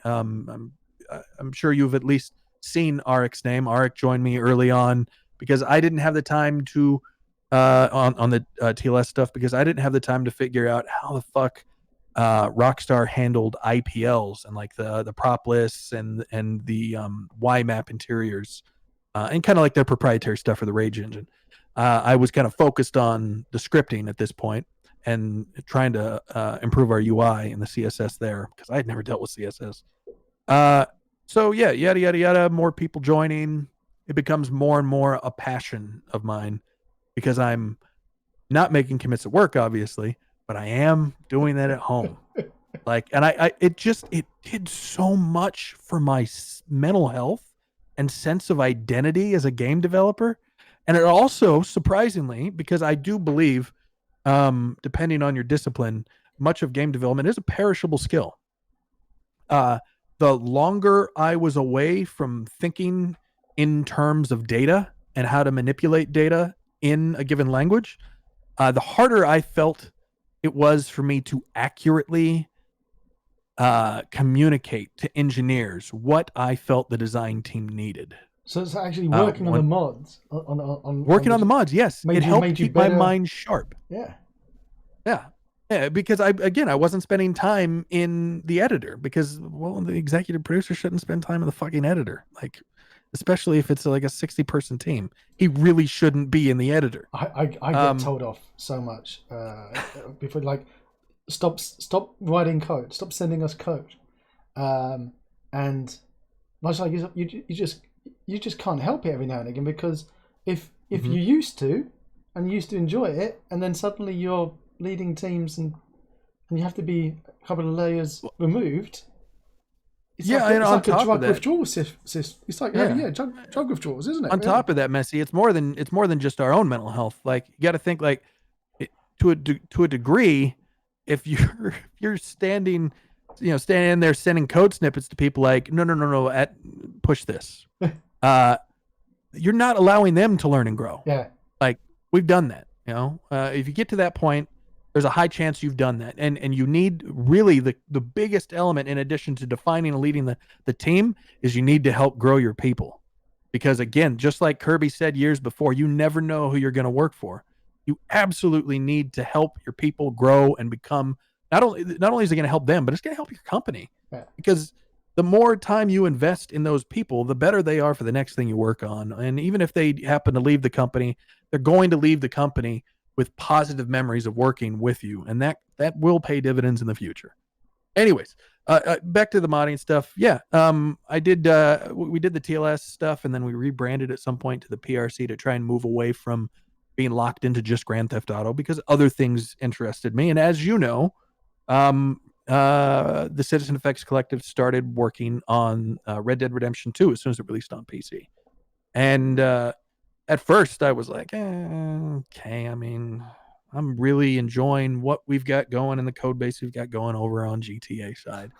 But the more information that became obvious through data mining and reverse engineering as to what the improvements were on the Rage engine between GTA 5 and Red Dead, was like, oh, this is even better. Like, we can do even more. And then it's just like playing Icarus. The more I tinkered with it, the more I started to realize the potentials. And then it started to click with me, like, this Red Dead stuff, this is like really close to, because of the time it's set in, it's closer to like Ultima Online and like swords and horses and stuff like that I got into role play in as a teenager. So I started thinking of all the gameplay systems that Raph Koster and his design team had pushed back in the 90s that I really liked, that I hadn't seen a lot lately, that I wanted to iterate on. Like, this was a good idea, but the market went a different direction. Well, the great thing is you can take those risks in the modding space, because I don't have a board to answer to, or some release date coming up where a Metacritic score is critical. I can do crazy shit and tinker and experiment, and there's no one to answer to, really, besides your players. And that's another great fucking learning experience. Gonna go off on a tangent here, Messy, but that is a great learning experience for people that are looking to break into or grow in the industry.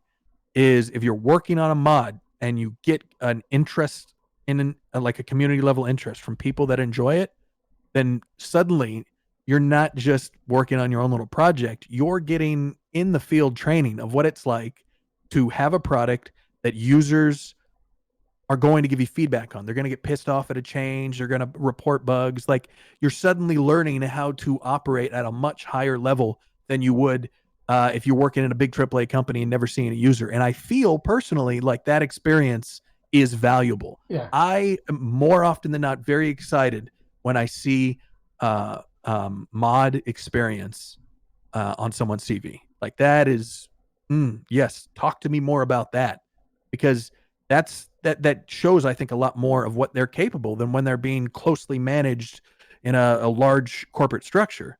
Like, it shows where their passions are, how they respond under pressure. I don't know. I'm going off into left field here, but no, it's good. I'm People a huge don't advocate put that for on their stuff. CVs, do they? Like, well, I'm not gonna. I do modding stuff in my spare time. That's not. I'm not gonna put that on my CV. But you should. 100%, 100%. I honestly don't.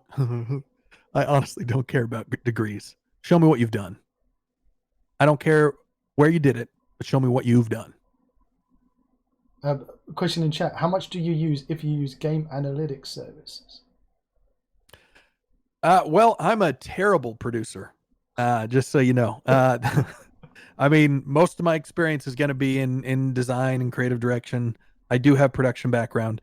I used analytics a lot towards the tail end on DayZ. I'm struggling to think of the software. Started with a D.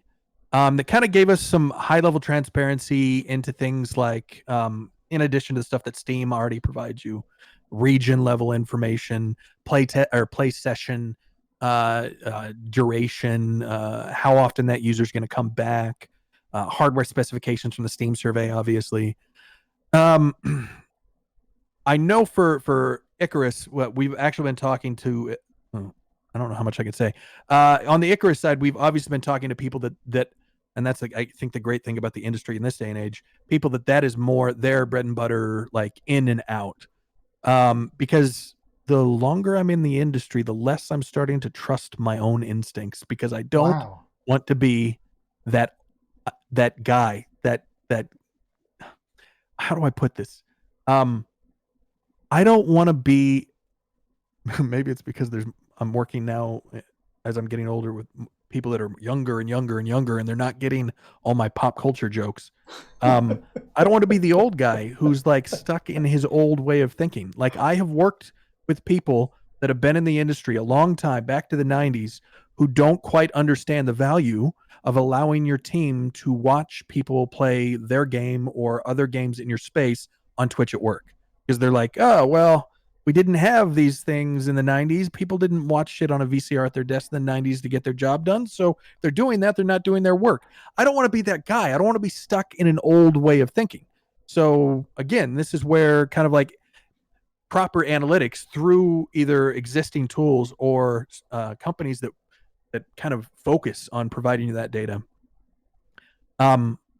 It validates my own opinions rather than me just going, you know what? I think I'm right because I've kind of done this survival shit for almost a decade, so I know what I'm talking about.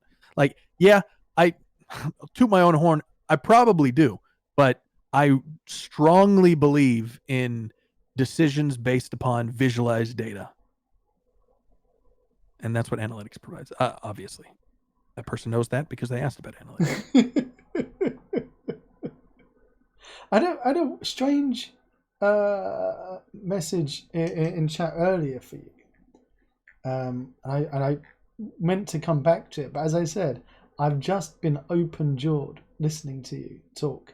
And the reason, obviously, because as I introduced you, game dev legend Brian Hicks. Did Brian ever make DayZ a living hell for his ex? Apparently, it's an inside joke from your streams. That's not an inside joke. No, I didn't. And neither her nor I would appreciate that question, as she's one of my best friends and I'm one of hers. What? Okay, we'll avoid that then. I've got no idea what that meant, and I really don't want to know. They're just taking the piss. We had another one that was saying, would you call AAA advertising a game AAA is marketing and an indie is innovation? When you were talking about innovation from the bedroom programs. Yeah, I definitely sit in a privileged position being able to make a call like that. Yeah, I don't know. I often feel very detached from the reality of a product with AAA marketing. I think we all know this by now, especially if you're in Messy's chat. You probably know the reality of the fact is that marketing for a AAA product is often very detached from what the product actually is. Few exceptions, like your strongly narrative-driven RPGs, maybe. But at least with the indie titles, maybe I'm not answering this correct, but with the indie titles, I often feel like they are willing to take more non-traditional approaches. Like Dean's approach with DayZ early on, like the DayZ mod early on, like talking on 4chan in 2012. I can't think of any AAA company back then that would have done that. The senior level developers of a AAA project hanging out in Twitch chat or just randomly deciding to without coordination of a marketing team decide to, hey, you know what, I'm going to go ahead and appear on this guy's YouTube video playing games with him and I don't need to see the video beforehand. Like, no, it's not gonna get done. It's very controlled. They've got shareholders to answer to, and they've got a minimum number of units that they absolutely need to sell. Yeah, you always see more innovation, whether it be in marketing or in the experiences themselves, from small studios and the modding community. We got. Speaking as an old guy, I commend you. Wizard, you're not that old. Wizard like to pretend he's old. And he's a Brit living stateside, working for Microsoft. So it's bizarre. We also had in chat Doritz. Apparently, he's an Aussie who used to work at Microsoft. And you're an American who used to work at Microsoft now with the Kiwis. So yeah, we get around. Yeah, and like you mentioned earlier, it's a very what nomadic occupation industry to be working in, because Definitely. You never know where somebody is and where they're going to be the next day. I mean, I've got colleagues who I've worked with, been in support or marketing or development, who've ended up, are now CEOs of their own companies, and like you say, go knocking on your door, like, hey, do you remember me? We used to work together. Do you want to do some work together? And you never know when that's going to happen. You always, what do you say? Always treat people nice on the way up, because you'll definitely see them on your way down. Mm-hmm. Yep. That's why it's this production assistant we have, or production coordinator. I think it's production coordinator.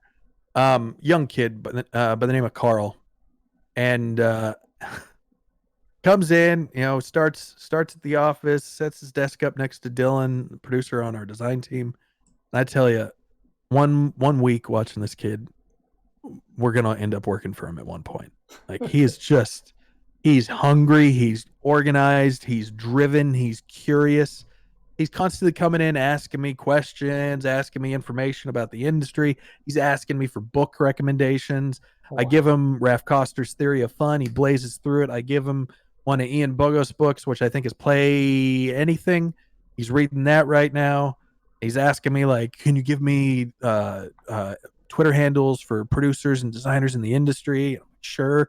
And the kid is doing his own, like, New Zealand game dev podcast now. Like, what the shit? And I give him so much work. I don't know how he's doing this. He's gonna put us all out of a job. Do you find yourself giving him more and more work just to see how much he can handle and his own stuff?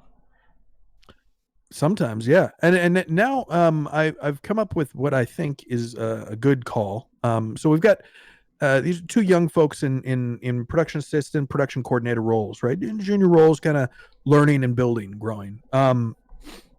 What I've decided, we've gone through like 6 months of them. We have two of them on the team. What I've decided is they've found great success in the areas on the team they have been at, but I want to make sure that by the time we ship this product, that they get a little bit of experience in as many different areas of the team as possible, so that when they walk away, they're not just walking away with, like, Carl's working on the design team. So Carl doesn't just work with production experience with the design team. I want Carl to walk away with production experience with the design team and an art team, and production experience with an infrastructure team. I would like him to be able to finish this project with all that checked off. So we're going to give him like a kind of 2-week rotation there at the start of the year as we come back. We'll move Alyssa, which is the other one, over to the infrastructure operations team. We're going to go ahead and move Carl over to the audio team, because they could definitely use some production help, and I think he's a heavy hitter. And I'm hoping by the time we ship this product that they have even more ammunition, I guess, in their toolbox for whatever they do next. You got Wizard saying that exactly like you're saying now. He's old enough to respect the idea of letting the younger ones lead.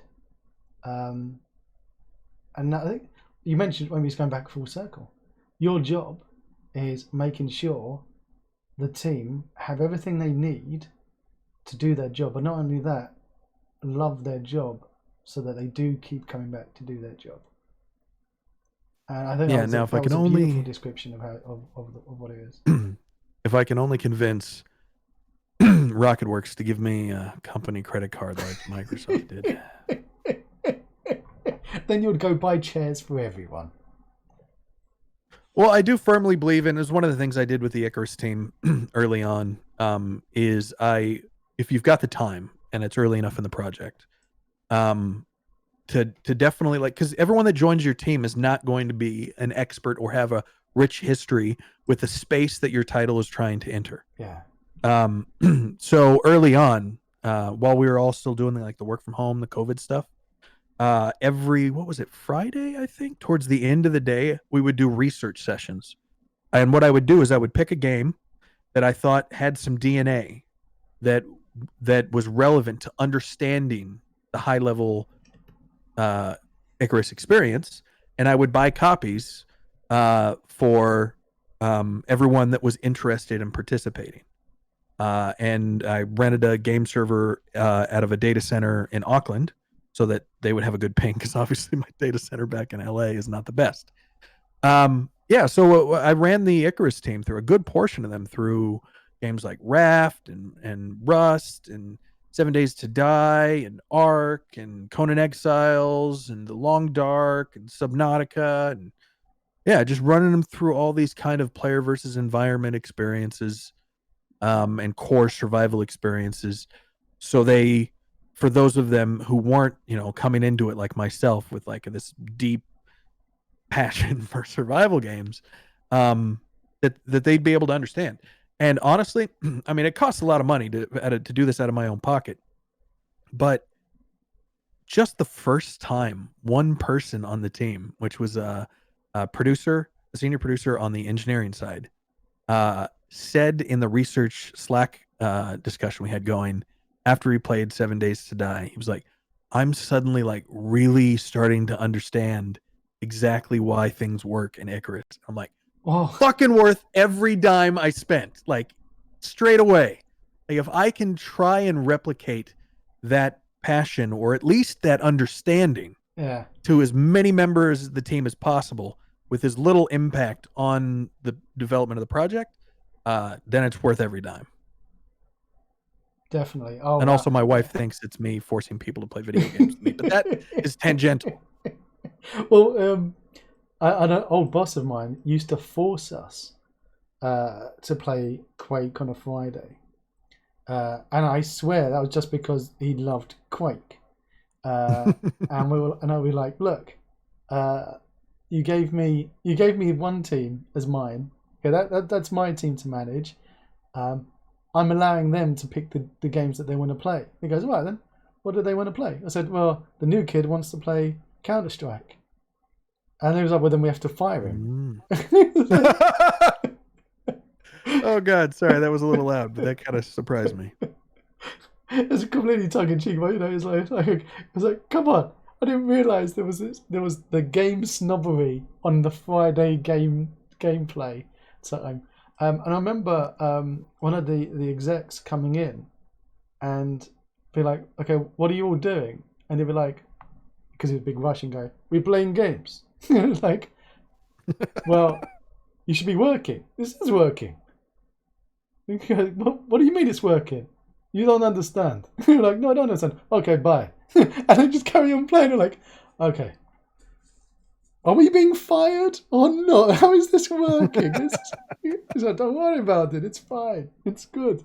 Like, okay, fine. And all you got to do exactly. It takes one moment to go. Oh, by doing this, one person had some abstract benefit of his job from it, and it qualifies it entirely. Yeah. Dean has a saying that I like. I don't know if it's his saying, if he stole it from someone, but he likes to say it. He says, great games are played, not made. Oh, I love that. And yeah, it's the idea of, I guess for me, it feels like it's the idea of being passionate about your own product and wanting to enjoy your own product. And I'm a shit person when it comes to phoning things in. I do a great job, like selling people on a product, talking about a product, leading a team when it's something I believe in. When it's not, I am a terrible employee. So if you don't believe in it, you can't sell it. You can't. Yeah, You can't exactly. grow it.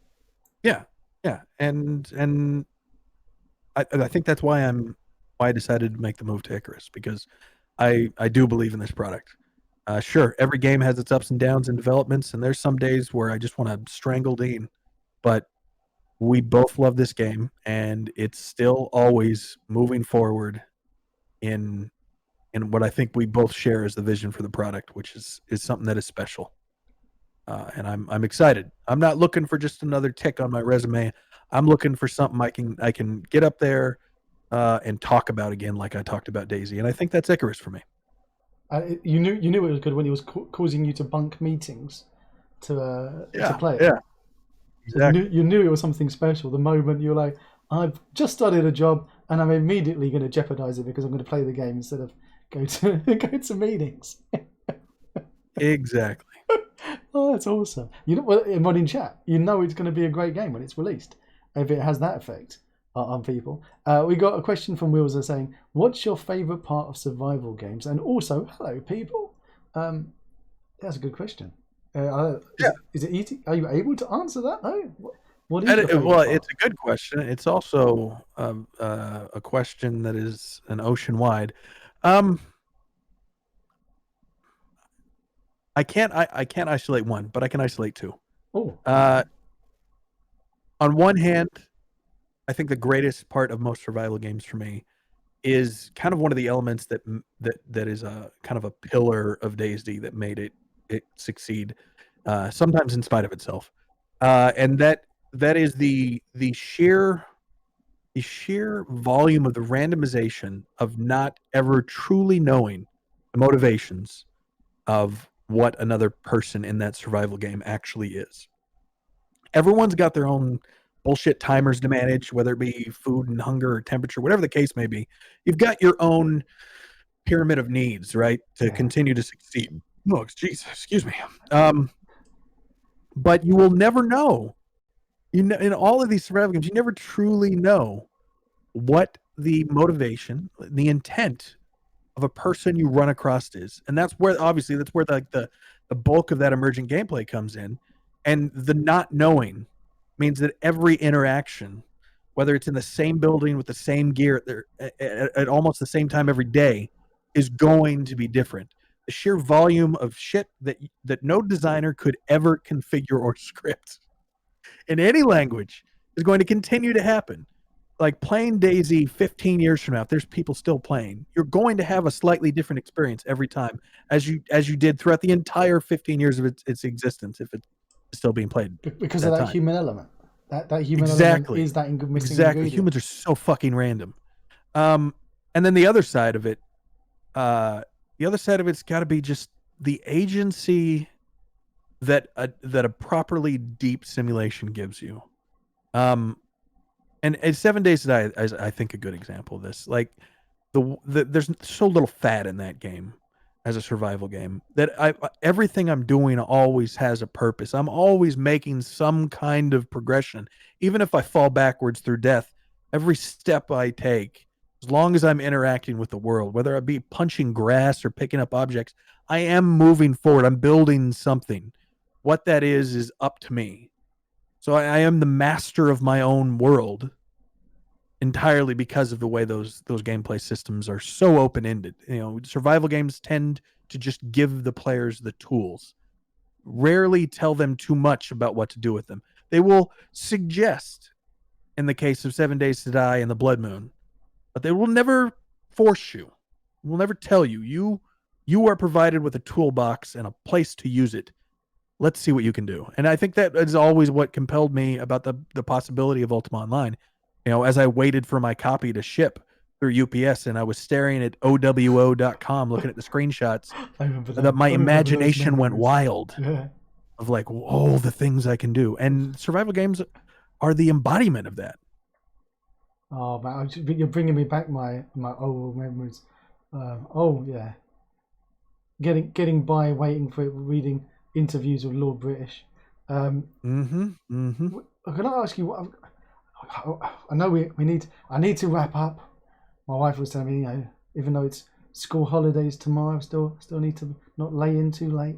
And people are already, reminding me that it's late and it's early for you. It's your Monday. Not sure if you're working on Christmas. I still holidays. Need to have lunch. You still need to have lunch. You haven't even had breakfast yet, Brian. But there was games like Scum. Yeah. And I remember I bought that and I've played it 5 times and I bought it full price when it came out, and it was so detailed in all of those stats that you eat and you do things and the metabolism and all that. Do you feel you can go too far in a survival game with that level of realism? Well, I think you can only go too far as the point in which you lose the audience. As long as there's an audience, and you're not a AAA studio being pushed by, studio level corporate management and shareholders, you can take a lot of risks. Scum, I mean, sure, Scum had a rough launch, and A part of that might be thanks to Devolver and how they marketed. Part of that might be consumer expectation. Again, this is a team that hadn't done anything like that before, and there was a lot of things that were client side, and they were coming up against expectation in the industry of things being secure, yada yada yada. My point being, Scum had a rough launch, but Scum today clearly has shown developers are passionate about it. They're going to continue pushing their vision, and there is an audience that loves that game, and it has a healthy player base. I think the expectation of these insane competitive numbers and your game's dead unless it has X number of CCU or X number of MAU is bullshit. As long as there are people playing your game and you're making enough money to pay your people, and you and the people that are working on this team are happy with it and you're passionate about it, fucking go forward. You do not need to define your success based upon the success of others. Define your success based upon your own happiness and your own survivability. If in a survival game, Scum is a perfect example of that. Like, I don't know their revenue, or I'm not even confident of what their MAU is, but I am fairly confident it's sustainable. And I follow their creative director on Twitter and a couple of other employees. The dude clearly has the spark. He loves his product. They're still moving along. I am 100% in support of them. Another good example, Dead Matter.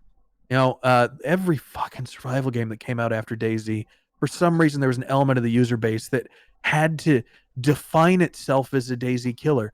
Why? Why is this? Why are you diminishing what these people are doing? They do not need to be defined by DayZ and its success.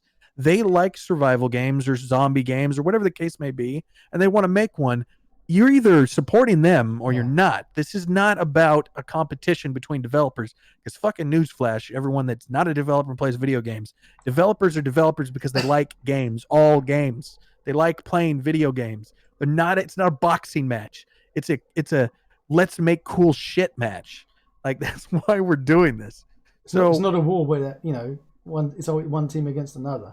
Yeah. It's like Identity and Dead Matter are a good example. Like Identity and the push about that, people saying it's going to kill GTRP or whatever, and everyone's going to stop playing Rockstar stuff and play Identity.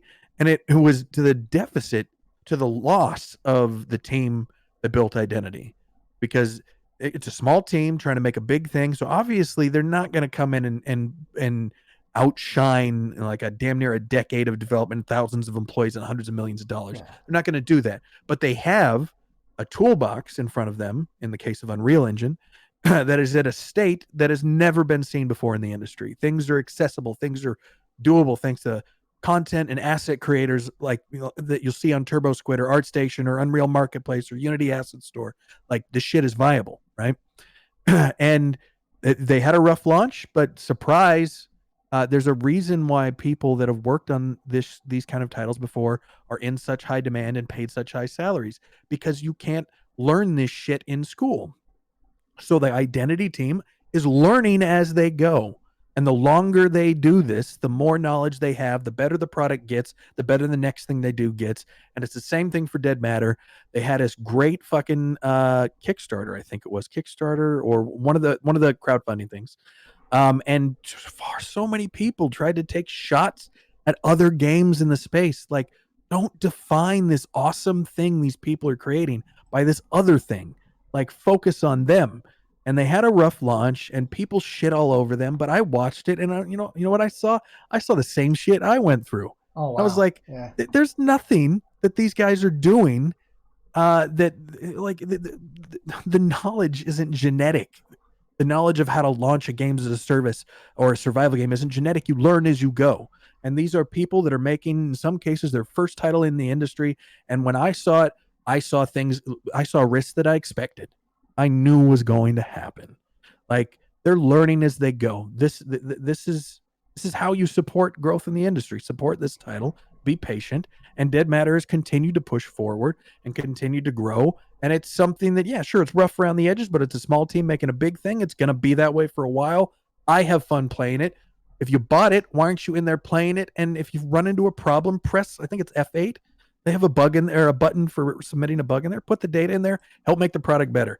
Like, if you want a AAA game, buy a AAA game. If you want to support experimentation and people building their CV and doing dangerous new things and pushing the industry, then get involved in early access and indie and game jams and Kickstarters, but know what you're doing. Stop fucking ruining developers' self-esteem. Do you think it's getting worse though? I'm coming back to those naughty marketing people, but is that? You think it's getting worse now? Like, I do think there's way too much of a disconnect between what is viable in game development, depending on the resources and technology you have, and what consumers think can just happen. I saw somebody on stream the other day. I was watching a stream, somebody that was role playing on the PRC, and just a great role player and all, but I heard her say something that just fucking triggered me. She said, I was having fun in Cyberpunk, and it's not really the bugs that bother me, but for a game to be in development this long with this many people with this much money to still have bugs. And I was like, bugs. What? I fucking ran into a Windows 10 bug the other day. Do you have any idea how much money went into that? Like, software has bugs. Like, for fuck's sake, don't fault the team for the quality of the product that's shipped, because they do not decide what build goes live. A game should never have bugs. Oh, the amount of times that I'm sure everyone in here has heard that before. It's not that hard, guys. Just get rid of the bugs. Yeah. I love the memes of for Cyberpunk where they're like, you need to launch, but it's not ready. But you need to launch. It's not ready. No, you're going to launch it now, but it's not ready. And then it launches. Why did you launch this? It's not ready. Those exact fucking memes. Those exact memes are 8 years old, at least. Because if you go back to 2012, 2013, exactly. Those exact fucking discussions were had very publicly with the DayZ subreddit. Very publicly. It's not ready. We're still working on it. It doesn't matter. Just give it to us. It's not ready. Please, we don't care. We just want to play. Here it is. Fine. Oh my God. I'm sorry. It's just. And it is important because we mentioned it right at the start. You can only ever get one chance to make a first impression. That's very true. And then you're just playing your firefighting and damage control ever since. So and I mean, you can still pull out of it, but it's going to take a long fucking time. And I hope you got the money. Case in point, Hello Games. They did pull out of it, but the amount of money they spent to get there is quite significant, I'm sure. Bugs are just game features. I like to call a bug as a surprise feature. That is true. That is what it depends. So whether or not the bug is by design depends on how bad of a day the person who's responsible for fixing it has had.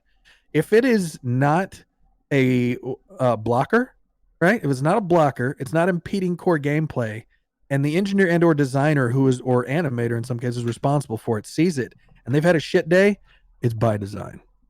It's by design. I'll get to it somewhere, but there's always something higher up the chain anyways. There's always an actual blocker.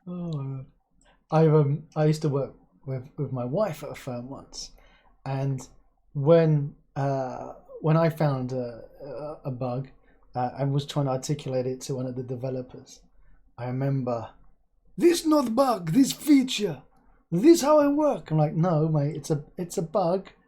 And I still remember to this day, like the first page in your QA training is QA. It's basically diplomacy. You have to deal with developers completely. It's all about diplomacy because they will be very defensive about every bug you find. And they go, not bug, this feature. And then my wife, who was in the department who was using that software that had the bug, came and sat down and said, hey, I've got a problem. Maybe it's just me. I don't know how to use this software that you've made properly. But if you could show me how I can use it to get around this feature that I don't understand how to use. And after a few minutes talking to him, go, it's okay. It's not feature. It's bug. I fix it. It's okay.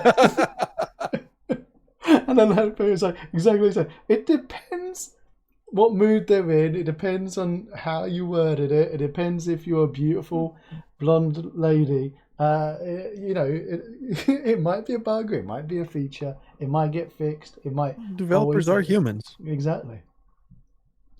Dwight says early access is a death kiss for indie game development. I mean, we could talk about that at this for another point, 6 maybe. hours.